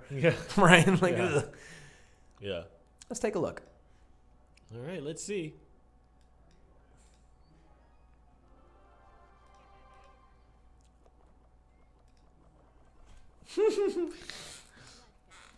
We might have an Expo mirror match in the finals. That was the thing pointed out there in chat. It's been a long time. Actually, I don't know if we've ever had an Expo mirror match. We avoided the Expo mirror match closely when Turtwig and Woody were on the brackets, and then they got eliminated. They both got eliminated. Actually, both Woody and Turtwig made the top 4, but not the finals that week. And here we are again with Patriots and Turtwig, 2 Expo players, sitting across from each other in the bracket. I'm sure they're aching for a finals, but we'll see what Bayou and Darkslayer have to say about that. Miner comes in, I think, just as a way to get Elixir out of the board. I mean, Patriots is playing that Inferno control deck, so he just wants to play Miner as a way just to deal a little bit of damage over the course of the game. And once again, I like, good job there by putting the Minion Horde on the opposite side of the Ice Wizard. As soon as he saw the Ice Wizard come down, he's like, this is my time, this is my chance. Oh, we got to update this from top 8 to top 4. Yeah, we're in top 4. Ice Wizard gets taken down by the tower. Did a solid amount of damage before that happened, but Patriots is up 1 Elixir Collector. And he's well poised to start chipping away. Goodbye, Princess. Cool. Math, can we do it? No, we can't. It's an interesting army pushing across, but ultimately not going to do anything. Yeah, it kind of goes back to what we were saying in the pre-show about how Ice Wizard, like, even if he combines his cards, right? Even if he goes, aha, like, guards and minion horde or whatever, like, it's still, yeah, like, there's really, I'm trying to think how he can get around that Ice Wizard. Oh, it slowed down. Oh, because the Ice Wizard's slow. You're right, that would have totally died to one more shot. The slow pulled it down. And that actually gives Patriots 34 a decent lead in the game. Yeah. You know, he's playing this Minor Inferno control deck that wants to grind you down, and by getting all that damage on the right side, he can easily switch lanes and do well. Great defense by Patriots having the guards there, just completely surrounded that Minor. Yep. Perfect. Oh, one Spear Goblin. Throwing his spears at the tower. Ooh, and those guards, though, are going to be very sad. Yeah, and he got the zap on them to get an extra swing with the Minor. Right. That's a huge amount of damage. Wow, yeah, exactly. That thing. And then even the Ice Wizard comes in to chip in an extra 100 or 2. Uh-oh. Oh, and the Ice Wizard goes backside. And it'll die. Oh, but the Minor goes down a little too fast. Oh, and they're getting distracted by the other by the counter push, so they get pulled away anyhow. I like the Spear Goblins there, though. Bayou is really showing that Spear Goblins still have a lot of value in this meta. They haven't been seen that much recently, but Bayou's really getting a lot of value out of it. I don't really think that if he doesn't pull this game off, it's not Spear Goblin's fault. Yeah, you know? Yeah. There's just little bits of chip damage that he's been able to do with it, and of course the flexibility of having a cheap card, a chump card. And the big thing is there a chump card. Ooh, I like that Inferno Tower. It might actually end it if he zaps it. Oh no, you're right! Oh my god! Swing can't do it. Patriots just needs a zap or a poison to lock this game up as we start overtime. Oh no! That's it. There it is. One. Yeah, 1 health. They're actually, look at that. Look what was coming into. That was actually not that close or not that far from being a Bayou surprise win there. Yeah, the big thing about Spear Goblins as a trump card is that they're ranged. So if you play like Fire Spirits, first of all, Fire Spirits run and kill themselves, so they can't really distract for that long. Goblins will run towards their doom, right, because they're melee. But if you play the Spear Goblins, they actually hold their position, and you can very easily drag things like P.E.K.K.A.s or whatever into the middle where they get hit by 2 towers. Makes sense. It's not really possible with Goblins, because if you play it far enough to drag them, then they won't aggro. Yeah, you're right, because they run up and stuff as well. They Goblins go to meet you versus Spear Goblins standing in place. Absolutely. So here we go. We've got Patriots. Bayou sticks with the same deck, right? Yes. He's going to play the same. Well, actually, no. The same Minor deck as last time. Is it a little different? I can't tell because he doesn't have the Collector, but Patriots had the Collector last time. That's right. Patriots had the Collector, and it was Bayou fireballing it. That's right. So Bayou is playing the same. Let's go ahead and put Princess back up there. Princess is actually going to be Princess maybe not be the best call here because let's get guards. Yeah. Because here's the thing, Princess is going to get shot by the Expo. The Expo has a longer range than a Princess, so Expo will lock onto your Princess, and due to her low hit points, Expo will just whittle her down real quick. Yeah, I think it'll just come down to playing your mass amount of units in a situation where they don't get AoE'd. Yeah. But also figuring out how to DPS down the crossbow. You know what? So Minor is probably your only big tank. What's really going to actually be key for Bayou here might be those minion hordes because only there's no zap in the deck, right? So only Fire Spirits are really going to be able to kill it. Lightning's not effective against him. Ice Spirit is like a stun, but it doesn't kill him. And when the Expo is at the river, like the minions can just kill it. Log doesn't reach the air. So there's actually not a lot of things in Patriots deck that can stop the minion horde. So we'll see if Bayou can create a line of play to stop the Expo. But we've seen Patriots be so good at setting up Expos early in the game, going up by 1 tower and then just holding off. Yes. We'll see what happens here. All right, Patriots. He has the Expo in the opening hand. And once again, for the umpteenth game in a row, Bayou opens with the Spear Goblins on the left. And you know what? I can't blame them because they're getting through for a good amount of damage. Yes. If I could always spend 2 elixir to get it out, I would do that. Oh, wow. Oh, God. And the log comes in. Oh, the Inferno's a much better counter, yeah. Stops that dead. So Bayou will survive the first Expo, which is possibly quite the... That's the hardest one to deal with, because now Bayou sees it's an Expo deck. He knows that there's an Expo out, if he didn't already know it, and he can arrange a cycle so that he has like the 3 or 4 cards that he wants ready in hand for the next Expo. Minion Horde, interesting on guards. I think he was maybe... yeah, that's weird, because... That seems like, because now you want them, right? Like, this is the exact time that you actually wanted those things. And even though he had the ice, ooh, look at those Spear Goblins. Oh, wow. He's going to have to log them. Oh, he does log. Yeah, but the crossbow is already tagged onto the tower. And now it finally gets zapped, but there's But at no what cost? elixir. Oh, and it doesn't reach the princess there on the left side because it's one square off the my path. goodness. If it was on the path, it would have reached that princess and shot her down and then gone back to the tower, which probably would have been even better for Patriots. And once again, those minion hordes. Oh, man. I wonder if Bayou doesn't have a lot of experience against Expo decks. He may not realize that, oh, look at the princess just go down. Oh, whoa, she survives. Yeah. But I don't know if Bayou realizes that Minion Horde is the best card in his deck. It is the best thing against the Expos. He's using the Minion Horde off cycle against kind of nonsense stuff and getting him killed by Fire Spirits. I agree. And Patriots takes a demanding lead in this match. I don't really know if Bayou has an opportunity to make anything happen because Patriots has just so many great defensive cards. What might actually be key if I'm Bayou is you save, right? You invest. Don't play the things by the river like that. Play them back behind the King Tower just to build up. And when that Expo comes down, try to have 9 elixir. Play your Minion Horde in the sky and then immediately fireball the Expo because you know he's going to drop Fire Spirits or Ice Spirits or Guards. And when those cards come down, you just hit them during the deploy time with the fireball and then your Minion Horde doesn't get killed and you take them out. Yeah. Mini P.E.K.K.A is going to chop down that Inferno Tower really quick. But how are you going to get past the guards? Here comes a log, and that's going to work really well. And right now, they're finally coming in and just a little too late. Oh, yeah. Yeah, still going to get a lot of damage. And that actually might... Oh, I won't kill because of the Spear Goblins, but you're right. Like, yeah. I mean, he's up already. But then again, this tower could go down. There's the left side tower has less than 1,000 health on it with 30 seconds to go. That's really not unreasonable for a minor princess, these minion hordes to get in there and do some damage. He's got to have a zap or something ready. He has the zap, but he's not using it. Bayou didn't have it like quick draw ready to fire. Yep. Need to zap the Fire Spirits. You know that's going to be the response to the minion horde. But we'll see.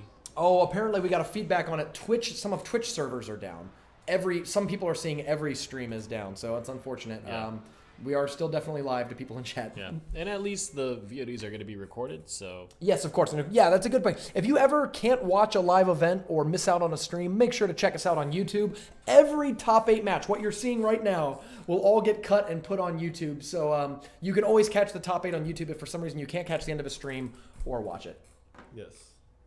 But don't worry, guys. So Patriots, though, we kind of undersold it there because the match was so locked up there. But Patriots advances 2-0 to the finals, going to be the first repeat winner.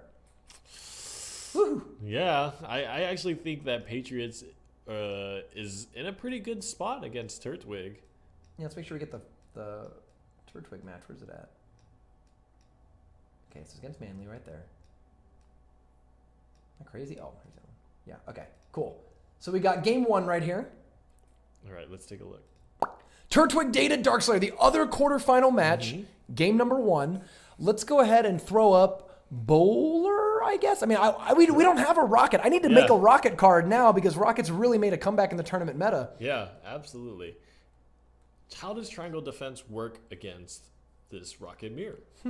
Well, you definitely can't pump up twice. We know that much, right? Like, you're going to have to be able to... You get one pump for sure, safely in the middle. It gets fireballed or whatever, but that might be okay.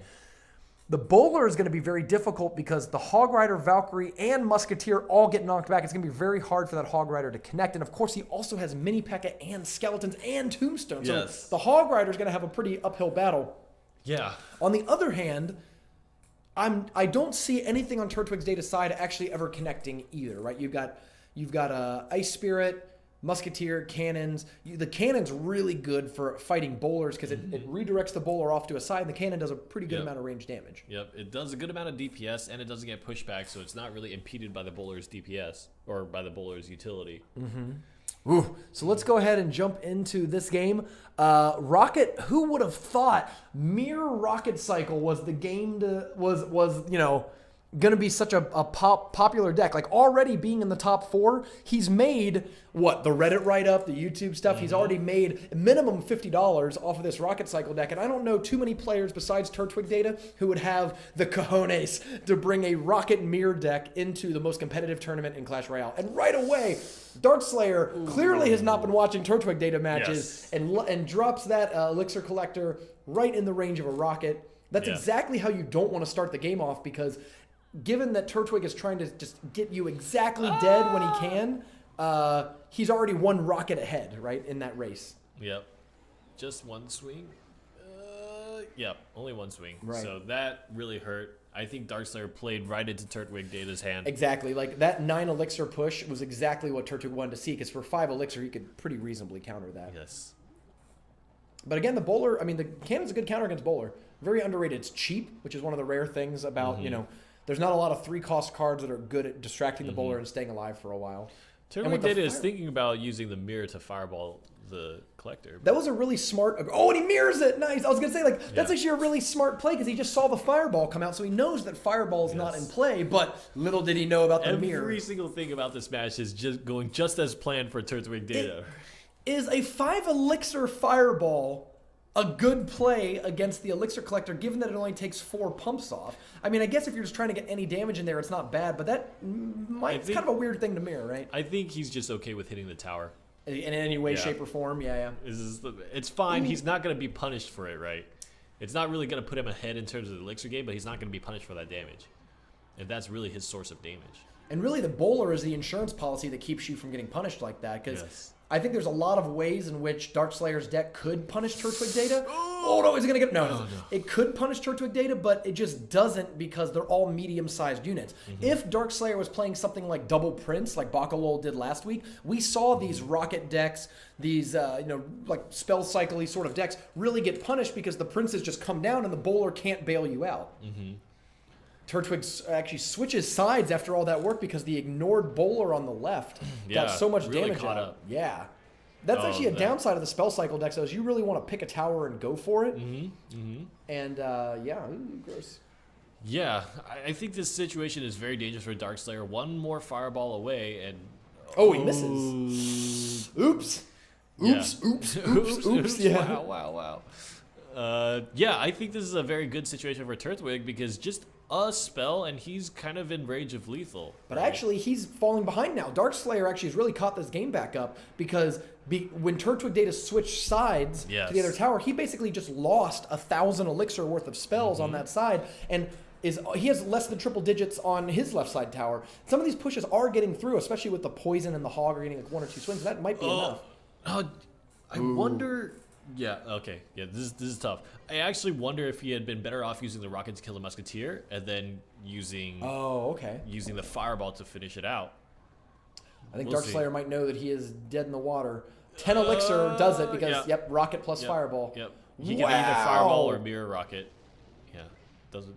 And he opts for the mirror rocket just for the style points. Yeah. Interesting. Such an interesting... Like, the mirror with the spell cycle makes the spell cycle so much more dangerous. Wow. So Turtwig Data, no matter what happens for the rest of the match, Turtwig's Data's rocket cycle deck has not lost. Yeah. I mean, maybe it's lost an individual game here and there, but it has won at least one game in every match that he's played. Yeah, he's gotten this far. He's won with both his decks. And just like Chicken Bob finished second last week, these rocket decks are for real. These defensive rocket cycle decks are not a joke. Like, not something you can sort of ignore or think is just going to go away. If you are sitting at home watching this, you got to figure out how your decks are going to deal with rocket cycle. All right, so the Darkslayer goes down, and he's going to switch to his Hog Rocket deck against Turtwig Data's Crossbow deck with the Lumberjack and the Bowler. So we'll see how this goes. I mean, the Rocket is an instant answer to Expo, right? You can just Rocket every Expo. You don't have to worry about fighting and getting into the trades about it. And because Turtwig Data doesn't really have too many other things that you'd want to Rocket, Darkslayer is free to just Rocket that Expo over and over again. Oh, yeah, the bracket has spoiled the result. Oops. Why? Don't report games, people! Yeah, that's okay. Let's take a look. The how is just as important as the why. Yes, exactly. All right, 5 elixir push. Ooh, and I like the Ice Spirit there. Holds off the Lumberjack a little bit. That should get the Hog Rider at least 2 swings. It looks like 3. Ooh, 3, nice. Yeah. That's pretty good. Oh, and the Lumberjack comes back on defense. Oh, I think it ran out of range of the rage. Yeah, I think that's actually good. I think you would rather pull it outside than let it come up. Ooh, and the good mini P.E.K.K.A swing there. Nice. So he's gonna get about 600 damage, I would say, with his crossbow. 700. There's 700. Yeah, it's about 700. Is that right? Yeah. 800. I don't know. My math. They're about tied though. I mean, they're less than 100 damage apart between the two. Almost actually exactly 90 damage separates the two.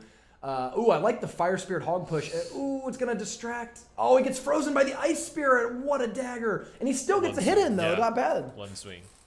But again, the problem with the the problem playing against bowler decks is not that you can't get damage. So you can get damage through on bowlers. It's that usually the bowler survives with quite a bit of health and only needs like anything in front of it, a giant and anything, to be a significant damage. And you have to spend some elixir to deal with it. He spent 3 on the cannon, which is okay. Yeah. It's an okay response. I think cannon is a pretty solid response to bowler. I think Darkslayer is also struggling with when to use rocket. Like setting what do up you the do right crossbow. now? Like he's setting up for the crossbow exactly. What do you rocket, right? Like I Yes. guess you drop the guards or the mini P.E.K.K.A. He's leaking elixir right now, which is not what you want to do. And I think the mini P.E.K.K.A. might even get drugged to the middle. Oh wow, the hog just jumped over the log. Yeah, hog. Oh, really? Oh, that's right. He does jump over. Yeah. He jumped over the log.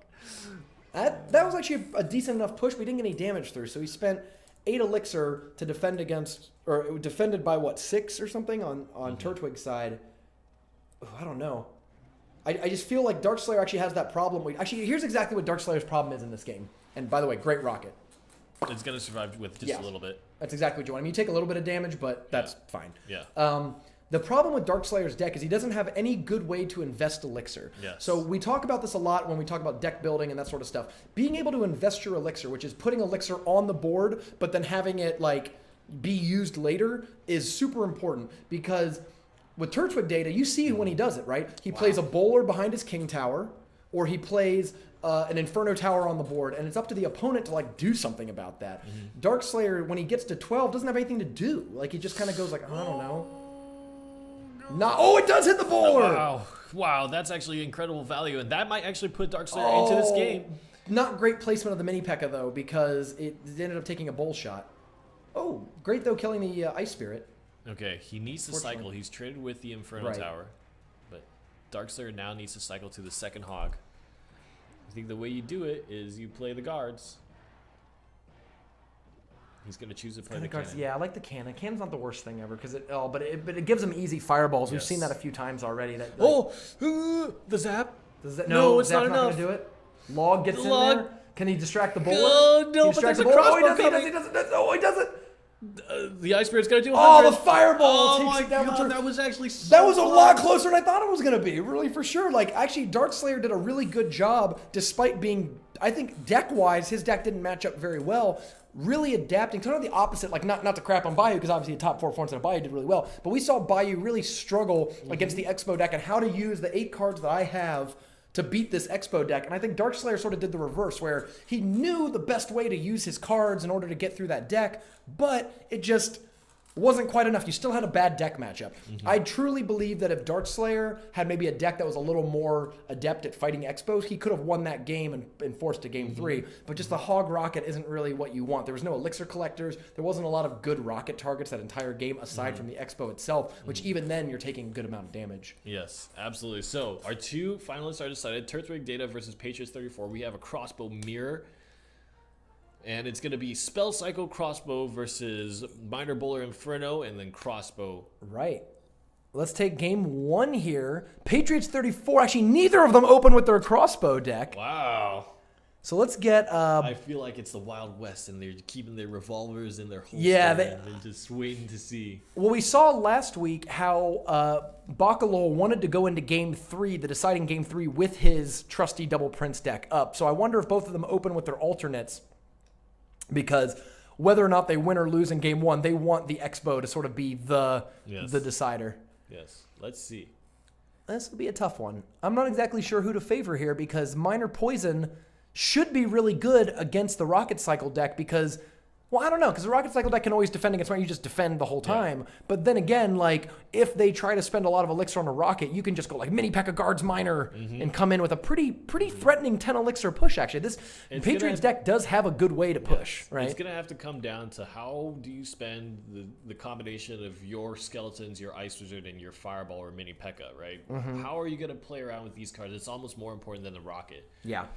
And actually, another thing that's worth mentioning is this is a clan grudge match. Turtwig Dater is a member of Reddit Alpha, trying to claim Reddit Alpha's 4th Super Magical Cup championship of the season. We have, what was it, Woody, Marcel P, and oh my God, I'm forgetting it. Oh God, how can I forget? Bakalo Yes. have all won Super Magical Cup so far. Or is it Marcus 35? No, okay, sorry. So Marcus 35 is in Clash Wars. Yes. And Clash Wars is Patriots 34's clan. So we have Clash Wars versus Reddit Alpha fighting to keep racking up the wins between these major tournament clans. And individually, Patriots 34, the pressure is on because he is... It could be the first 2-time champion in a single season. He could make history. Ooh, Turtwig Data trying to become a first-time champion. Patriots trying to become the first 2-time seasonal champion. He can make history, and that would solidify Patriots as probably, and I think he's already demonstrated a lot of it, but probably become one of the most consistent, solid tournament performers. I mean, Patriots 34 has had back-to-back great performances in the Super Magical Cup. Again, I think this would be his. I mean, this is definitely his. At least his 3rd top 8. It might be his 4th top 8. A very Woody-like performance, given that we've actually had a little bit of absence of Woody this season. Yes. Woody's been off casting some of these other events, hasn't quite made it out to as many of these. So his record of top 4s in a season could be broken by Patriots. So Turtwig starts off with a rocket. A lot of damage done by Patriots already, though, and it's kind of what we were talking about with. And he drops. You're gonna need to do. Oh my God! Turtwig can rocket. He can mirror the rocket. He just rocketed. So Patriots drops the elixir collector, and Turtwig opts to not mirror the rocket. Okay. It's interesting. I think he's scared of getting punished. Possibly. You're right, because that is a 2 elixir disadvantage. Like, even if you go, oh, well, elixir collector makes 7 pumps, he did only spend 5 for it, right? So if you spend 7 to stop 5, I think I might have gone for that, though. Like, what's the point of having 2 rockets? So he rocketed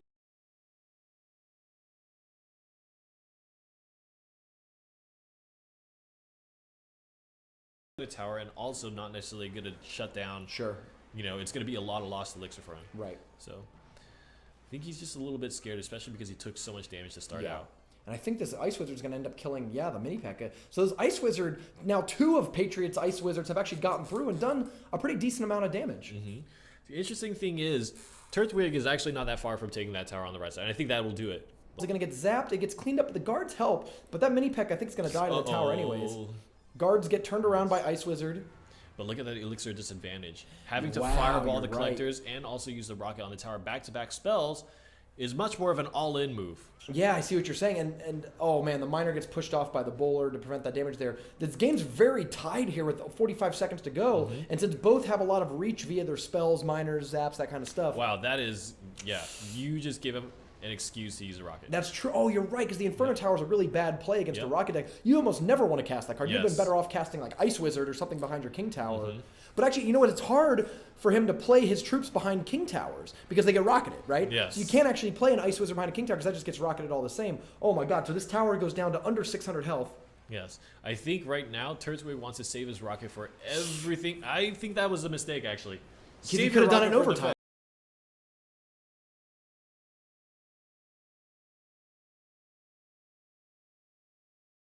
We're going into overtime here. Turtwig did it, no! What's happening? happening? My God! He chooses the fireball. He's got to move. Yeah, I mean, here's the thing. He has 3 minutes of double elixir to go for this. What's he doing here? No!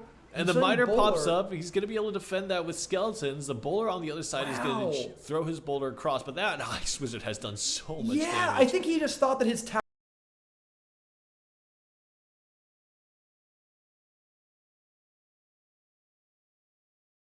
The Ice Wizard we're talking about. You can't. Yes. Rocket prevents your opponents from being able to invest their elixir really well. Push it back minor into the poison skeleton. comes down.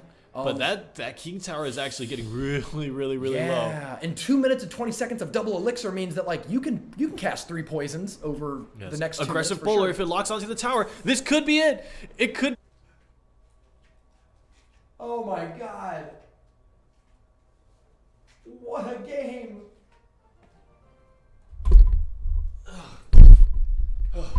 The set is falling apart. I got too excited. Oh my God! Woo-hoo-hoo! And that means, what does that mean? Oh God! Oh God! Let me turn this thing screen blocker back on. So, Patriots 34 takes game 1. Oh my God! Knocking everything over, screwed up everything. Oh my God! Oh God! Here we go. Expo against the Rocket Cycle. Wait, hold on. So yeah, Turtwig Data just lost with the Rocket Cycle. Patriots has to switch to his Expo deck. Whew. Oh man, that sucks that Twitch is having. Oh my God, let's take a quick breather there to catch up. It looks like Twitch is having some problems. Dang. Definitely recommend watching this game on YouTube. Wow, what's going on, Twitch? Oh my God. Okay, so here we go. Great, I had 99 problems, now it's 100.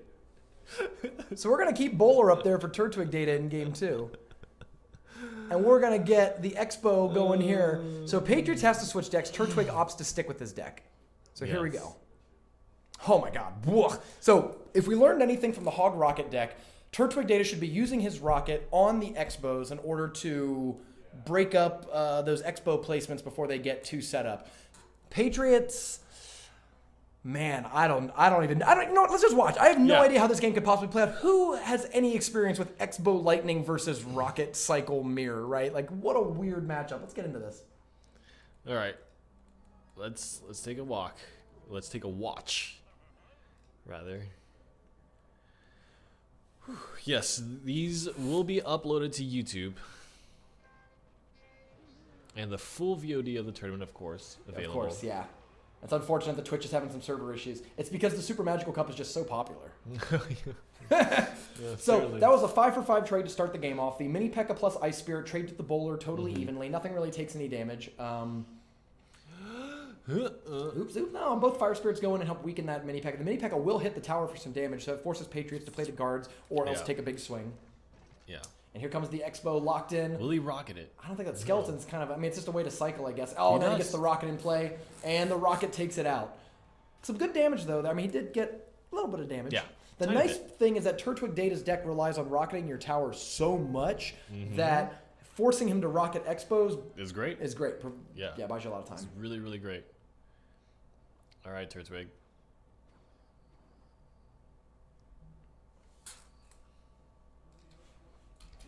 Bowler in the back. Patriots doesn't have crossbow in rotation. He's gonna put the Inferno Tower in anticipation of the bowler making it across, but that does give Turtwig the opportunity to play something like skeletons in front, and he does. Wow, the Fire Spirits got handled by that bowler pretty handily, and I think that's gonna kill the Inferno Tower, but guards. And here comes the Expo down. Expo, this time we don't see that rocket. Oh, he does have rocket. Turtwig does have rocket. Opts not to play because he realizes he needs the rocket so much. He's going to try to, Actually, I think it's good that the Mini P.E.K.K.A. Gets caught by the other one, and now the bowler. But actually, big advantage here. I think Turtwig Data was smart there. Like, he didn't rocket it, which is the easy solution. Yes. And he's rewarded for it by actually having this bowler attack the tower and get some damage in there. God. And of course, he has rocket free if he needs to do it. Yep. How is he going to find the excuse, though? Where is he going to find the excuse to rocket? I think that right there is one. Yeah. So he gets another rocket in, but again, he needs that rocket for the Expo. And actually, I think the best time to set up your Expo would be right after that rocket's in the air, right? I think it goes both ways. The best time to use a rocket mirrored is rocket. And he doesn't get the Inferno Tower as well. You couldn't have possibly aimed that, right? Because the Inferno Tower wasn't down yet. Yeah. But theoretically, that thing would have come down. I think that's a good response. Nice. Fireball in the spirits. And you took out 3 elixir worth of cards there. So it's near lethal. Yeah. I would say save all your rockets defensively for now until overtime. Yeah, that's a good point. Because he just needs the 10 elixir mirror Don't make the same mistake you made last match. Very good point. Yeah, totally. Save all your rockets for defense until overtime, and then do all in. Yeah, that's a free fireball right there as the Inferno Tower comes down. He can definitely win this. Fireball the tower, rocket. Do it. You think? Okay, so I think he's got. I see. Fireballs. And he gets the Expo in as well. So if he can, as long as he doesn't full die to this thing, it's okay. Yes. Wow, that lightning was a little greedy on Patriots side, but I think he realized this is a life or death situation for him. Well played. He knows he's in rock. He thinks he's dead now. Yep. And he's got to play. You got to defend the bowler, which ties up your elixir and keeps it off of the other side. Yes. Wow, yeah, Patriots. Wow, he felt the pain of everyone else. That mirror rocket has finished so many games today. Yeah. Fireball, rocket is 1,100 damage combo. Wow. At least. I think it's 1,200. It's more. Oh yeah. You're right. So we go to a game 3 here. the deciding game 3, and who would have guessed that it would be a Expo log mirror match? Two very different Expo decks, too. You're right, though. Yeah, the supporting cards are very different. Even though they both run Double Spirits, Log, Expo, the other 4 cards, I believe, are and Inferno. They're 3 cards alike, and then 3 cards different. The 3 cards difference being Lightning versus Fireball, Mini P.E.K.K.A versus Lumberjack, and is it Bowler versus Guards? Yeah. So let's put up some of the differences here. They're both Expo decks. We know that much. Yes. The red deck has Bowler, and the blue deck has, we don't have Lightning, but we can do Inferno. Oh, they both have Inferno Tower. Mini P.E.K.K.A maybe? Guards? Yeah. Guards have actually been pretty useful Yeah. in terms of soaking damage and then getting in there. Mm-hmm. Ideally, I think it would be Lightning because that's going to be a very big card to employ against kind of Lumberjack and whatever else. But really, against a Bowler, it's not necessarily that great, but it will take down the Expo by a lot of health. Yeah, you're right. And the Lightning actually might be better because depending on the placement, you could probably hit the tower and the Expo. I think the difference there is if the Expo is placed right on the path or 1 square off the path because of the way the circle can kind of barely reach. All right, well, let's get into this. The deciding game 3, the Expo mirror match between Patriots 34 and Turtwig Data that we all agreed that we would see at the start of the game. Boy, Turtwig Data. And what's cool about this is both of these people are experienced Expo players, and I bet you if anyone has experience in Expo mirror matches, it's these two. Yeah. Probably might even favor Turtwig Data because Turtwig Data plays in a clan, Reddit Alpha, with a lot of Siege players in it. Yep. This 3 elixir is going to do handily against guards. Didn't really need it, but it was just a cycle. Oh, man. Bowler, I actually think Bowler could be, Turtwig Data. Being able to, Bowler's kind of like a weak version of Royal Giant, right? It's not exactly the Royal Giant in terms of countering mortars and Expos, but it does a pretty good impression, right? Yeah. And I think having the Bowler there, I don't know if you can necessarily throw your Bowlers away on defense. I think he needs to be holding his Bowler for these exact moments. Oh, interesting. He plays a crossbow to defend the crossbow. They are going to pretty much duel each other. Oh, wow. Okay. That works, right? They're really no different from any other card where they'll trade with each other in that regard. So, sometimes you defend Mini P.E.K.K.A with Mini P.E.K.K.A, right? That makes sense. Yeah. I'm surprised you used the log to defend the fire spirits, but I guess every damage counts, right? In a siege matatchup, every single tiny bit of damage. They really need to be thinking about how can Patriots make an excuse to use Lightning on the tower, right? I actually, again, Turtwig Data, I feel like, is using his cards in sort of a weird setup. I think I would rather have that Lumberjack on defense, defending my Expo rather than attacking with it. But I wonder if they both realize as Expo dual decks, they're going to be, they're going to try to outsmart each other and maybe play a little more beatdowny than they would normally play. Yes. All right.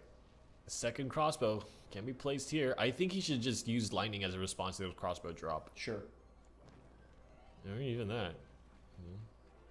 If he places a crossbow, Lightning it. Okay, it's going to be Ice Spirit Lumberjack. Lumberjack is really good against guards. Oh, blocks it. Oh, no, not looking good here. The Expo locks on with over half health, and he's got a fireball in order to get it out. But again, Turtwig Data probably wants to use psych. Wow. There's another one. Because it had been up for so long. Yeah. Oh, that's what you want as the Bowler. The problem is he had the Inferno Tower this time. Nice. Oh, taking out the Ice Spirit is a game changer, really. No, it's really starting to hurt. This might be it. I think, when both decks have the ability to take a tower down from 100 to 0 and with one setup Expo, whoever can sort of position and jockey and get that full health Expo out is going to win. And I really like that Patriots is, I think, a little bit He has Lightning. And he's going to spend it. He's going to take down the Inferno Tower. Play a card to defend. No. Ice Spirit does jump in. Oh, play another card. No, play another card. No. No, he didn't play a card. He didn't play a card. There's 8 seconds left. And Patriots is going to 5 seconds from being the 2-time champion. He's got it. 2, 1.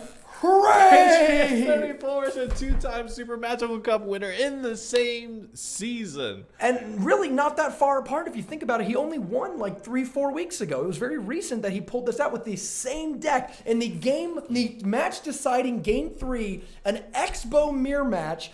Patriots 34 of Clash Wars takes home his second SuperMagicalCup and must vault into perhaps the #1 spot in the point leaderboard with only a few weeks until the Season 2 championship on October 15th. broken many records today. I want to go and see the points leaderboard if you can pull that up. Take a look at the points leaderboard, because Patriots 34 may not have only broken the record of 2-time winner in a Super Magical Cup season, but also you can get it from the stream bracket actually. Okay. Oh, okay. Yep. But also the first time ever that Woody is not first place on the Super Magical Cup leaderboard. So where is Patriots? He's down there. So he gets 500. No, Woody's still up there. Woody still holds it. I'm actually not sure how Woody even has this many points. Oh, that's right, because you know what? He's won 2 events this season. Yeah, he won the 800 man, qualifier, and then he won one, and then he got a bunch of second and top 4 places. Oh, you're right, because he did. Yeah, early in the season, he had a whole lot more points. Let's go ahead and pull this up here. This is the points leaderboard for Season 2, not including this current event. So this will be updated after this event. But ESL, Yo, and Vizard, and Darth Jar Jar in their 2, 3, 4 spot. Bakalo moves up there. Patriots was already a very strong performer with another 500 points, vaults into not just second place, but second place with daylight. Yeah. 350 points plus over the second place competitor. Mm-hmm. And it's interesting, if you take a look at this leaderboard, down to number 16 is going to be Malkid with 400. So you definitely, if you want to compete in the best Clash Royale tournament, and I highly, highly, highly suggest that you get started now if you consider yourself a competitor at all. Yes. You want to be included in Season 2 of the Super Agile Cup. If you get a first place finish and get 500 points, you are qualified to go to the season finale, right? It's not out of your hands just yet. Yes, right? Of course. And like even a win, because 500 points is there for a win, as you see 500 points would put you in the top 16. Yeah, it'll put you at place 14. Go ahead. If you want to join the Super Magical Cup Season 2, or if you're already involved, make sure to go to SuperMagicalCup.com, scroll down a little bit and sign up. You're going to give us your email. We're going to email you the times of the qualifiers, the names, and the passwords. When the qualifiers go up, go ahead and join them. If you place in the top 20, you earn points. Points get you into these bracketed events, and doing well in the bracketed events gets you a lot of points. Yes. And that's how we're going to determine the Season 2 champion. The top 16 players are going to be here on October 15th, right here on twitch.tv/SuperMagicalCup.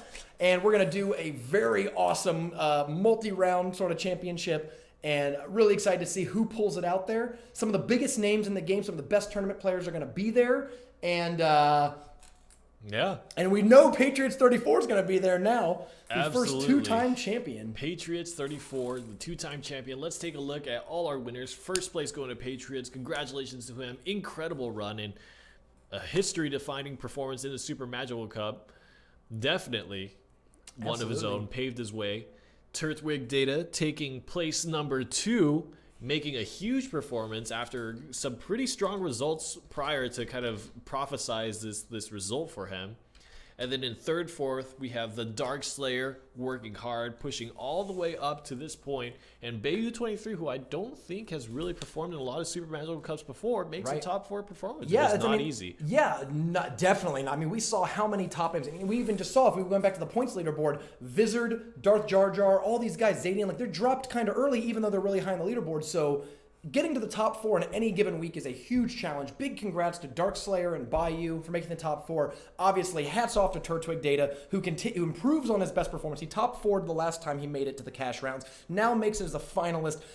The taste of a championship is right there on his lips, and hopefully he comes back in another week. Trainer Nick, Patrick King X, Andre, and Manly all make a top 8, some for the first time, earning 100 points, Super Magical Cup points on the leaderboard, increasing their standings and likelihood of reaching the Season 2 championship. And, of course, congrats to all of the top 16 players who also earn more Super Magical Cup points for the championship. Absolutely. If you want to join the Super Magical Cup, www.supermagicalcup.com. Fill in your information, your email, your in-game name, and your hashtag, and then you can start playing in the qualifiers, get points, and the points will allow you to play in the bracketed event. And you can join in the action too. Lots of really exciting Clash Royale competitive to be had, and many more exciting things to come. So absolutely. So let's go ahead. People have asked us, Twitch was down, and you're right. So we're going to go ahead and replay the finals here at 4x speed so you can kind of get a recap on what you missed. And actually, this might have been one of the fastest Super Magical Cups we've ever had because of all the 2-0 matches in the top 8. Yeah. Man. I'm going to investigate Spell Cycle Mirror more. If only I could level up my cards. You know what? Actually, though, it does make me somewhat worried about competitive Clash Royale, at least in the short term. Defense over offense. Because offense is supposed to be better than defense. And as we've seen, these defensive decks have been super dominant in the tournament scene recently. I mean, Minor Inferno is arguably the best, if not, one of the best, if not the best. This is 3. Yeah, one of the best. We'll slow it down here for... Yeah. I think that the really cool deck that I do really want to play and get a lot better at using is the Hog Rocket deck. I can see that, yeah. I think Hog Rocket is a good balance, but I'm not sure just how much you can justify it against a lot of the decks on ladder, just because Rocket might not be as effective. We'll see.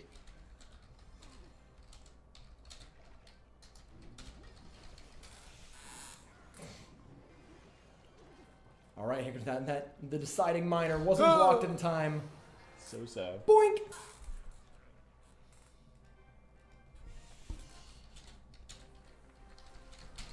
Oh yeah, to answer some questions from chat. Yeah, you need to be in the top 16 at the end of the season, whatever that entails, right? Because it's kind of a moving target. If a lot of those top players continue to improve on their performances, I would argue that, like, let's say 750 points probably locks you in, because we're going to run a few more events, so there should be some more winners. Unless there continues to be repeat winners week after week, there should be new people getting at least to 500 by the end. The reason why we extended the season was because we wanted to have at least like 12 or so winners in order to invite the top 16, so we could try to get all the winners in there. Manly asked, how are we doing qualifiers before in-game tourneys? We actually didn't. Season 1 was just an open sign-up, and on the plus side, we got a lot more players in every one of the bracket events, but on the downside, it was kind of a first-come, first-serve, and a lot of times you'd get in like level 8s and stuff, and not some of the big players who would miss out because of timing. We opted for Season 2 to do this qualifier system, and I think it's been going really well. The bracket events are a smaller, but it's top to bottom studs, right? Yeah. And the other thing about not having qualifiers too, because there's just kind of manpower limits to the tournament size that we can run. So Season 1 did not accommodate quite as many players. Season 2 has accommodated tons and tons and tons more players than Season 1 has. It's just unfortunate because in Season 1, the max that we could really accommodate every week was 128. You're right, yeah. We can handle with our admins and structures up to 128 players, but we've only had 64 in pretty much all of them these weeks because, it's hard to qualify. We think we probably made it a little too hard to qualify, if we're being honest.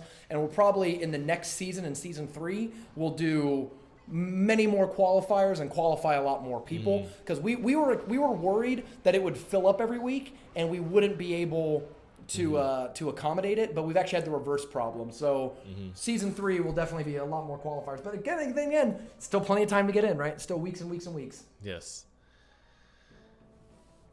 All right, so this was Game 3 of the finals, the Expo mirror match that everyone was dying to see. Absolutely, and I think Turtwig Data played very smartly throughout the whole tournament.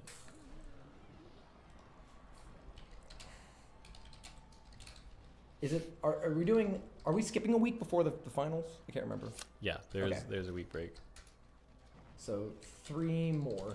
17th, 24th of August, October 1st. And then we're going to take a break between the final SMC and have the championships on the 15th the week after. So there's still a little bit of time. We got 3 more Super Magical Cups to go in Season 2 before the championships. Look at that bowler. Manly, I appreciate it. Manly says, I always clear my schedule on Saturdays just to watch you guys. Oh, that's sweet. Well, congratulations on your first top 8, Manly. We're glad to have you. And actually, with a few more good performances like that and some good qualifier wins.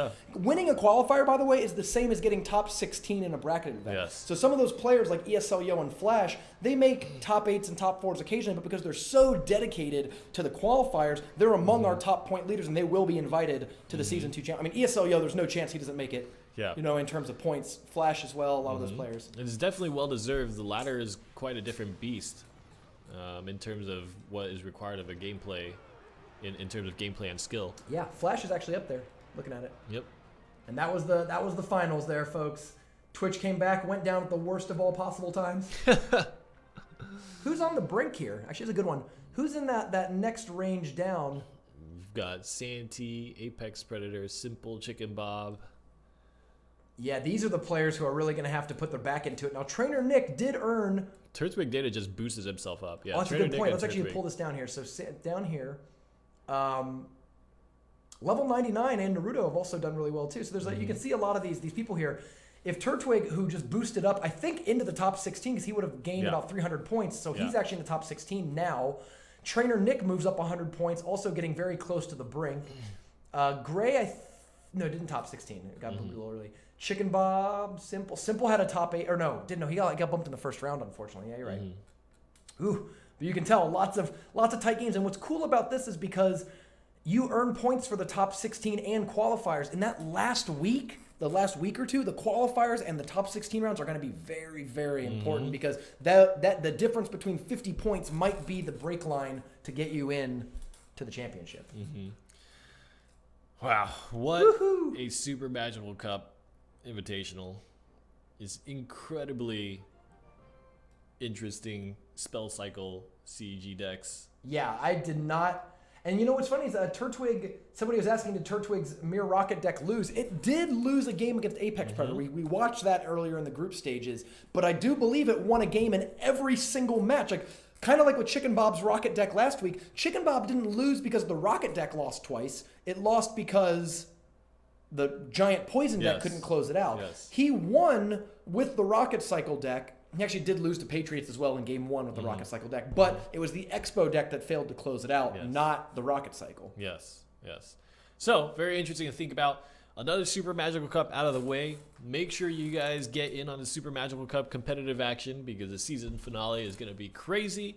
Make sure you're following our YouTube and keeping up with all the videos there. We have a new series called the Royale Round Table where Naders and Rumham sit down and talk with some of the most notable competitive players in Clash Royale and talk about anything competitive Clash Royale. It's going to be your go-to space for good, high-level discussion about anything you think about in terms of cards, decks, meta, balance changes, everything. And also... And of course, if you are a big player or you know a big player and you want to be on it, contact Naders on Twitter at Nader$. You can find him on Twitter. He's one of the he's pretty active. But you reach out to him. He's going to help set up the guests each week. It's going to be myself and Naders each week along with 2 special guests discussing anything from balance changes, new decks, recent tournaments, SMC top 8s, upcoming balance changes, all sorts of stuff. Anything you can think of related to Clash Royale will be a weekly discussion. Episode 1 is live on the YouTube right now, 40 minutes. Already 1,000 views in less than 24 hours. People are loving it. Go check it out for yourself. And of course, follow us here on Twitch at twitch.tv/SuperMagicalCup. Even when the servers are down, make sure to give us a follow. And go check us out on YouTube at SuperMagicalCup, all one word. Give us a subscribe there. We're one of the fastest growing YouTube channels in the Clash Royale community. We think you're going to love the Season 2 championships on October 15th. And Season 3 is going to be bigger than ever. So make sure to keep tuning in. Check out the Reddit post next week and all that other stuff. All right, congratulations to Patriots one more time for winning this Invitational number 9, the first 2-time winner. And for Brumham and I think that's it for this week. We'll see you next time.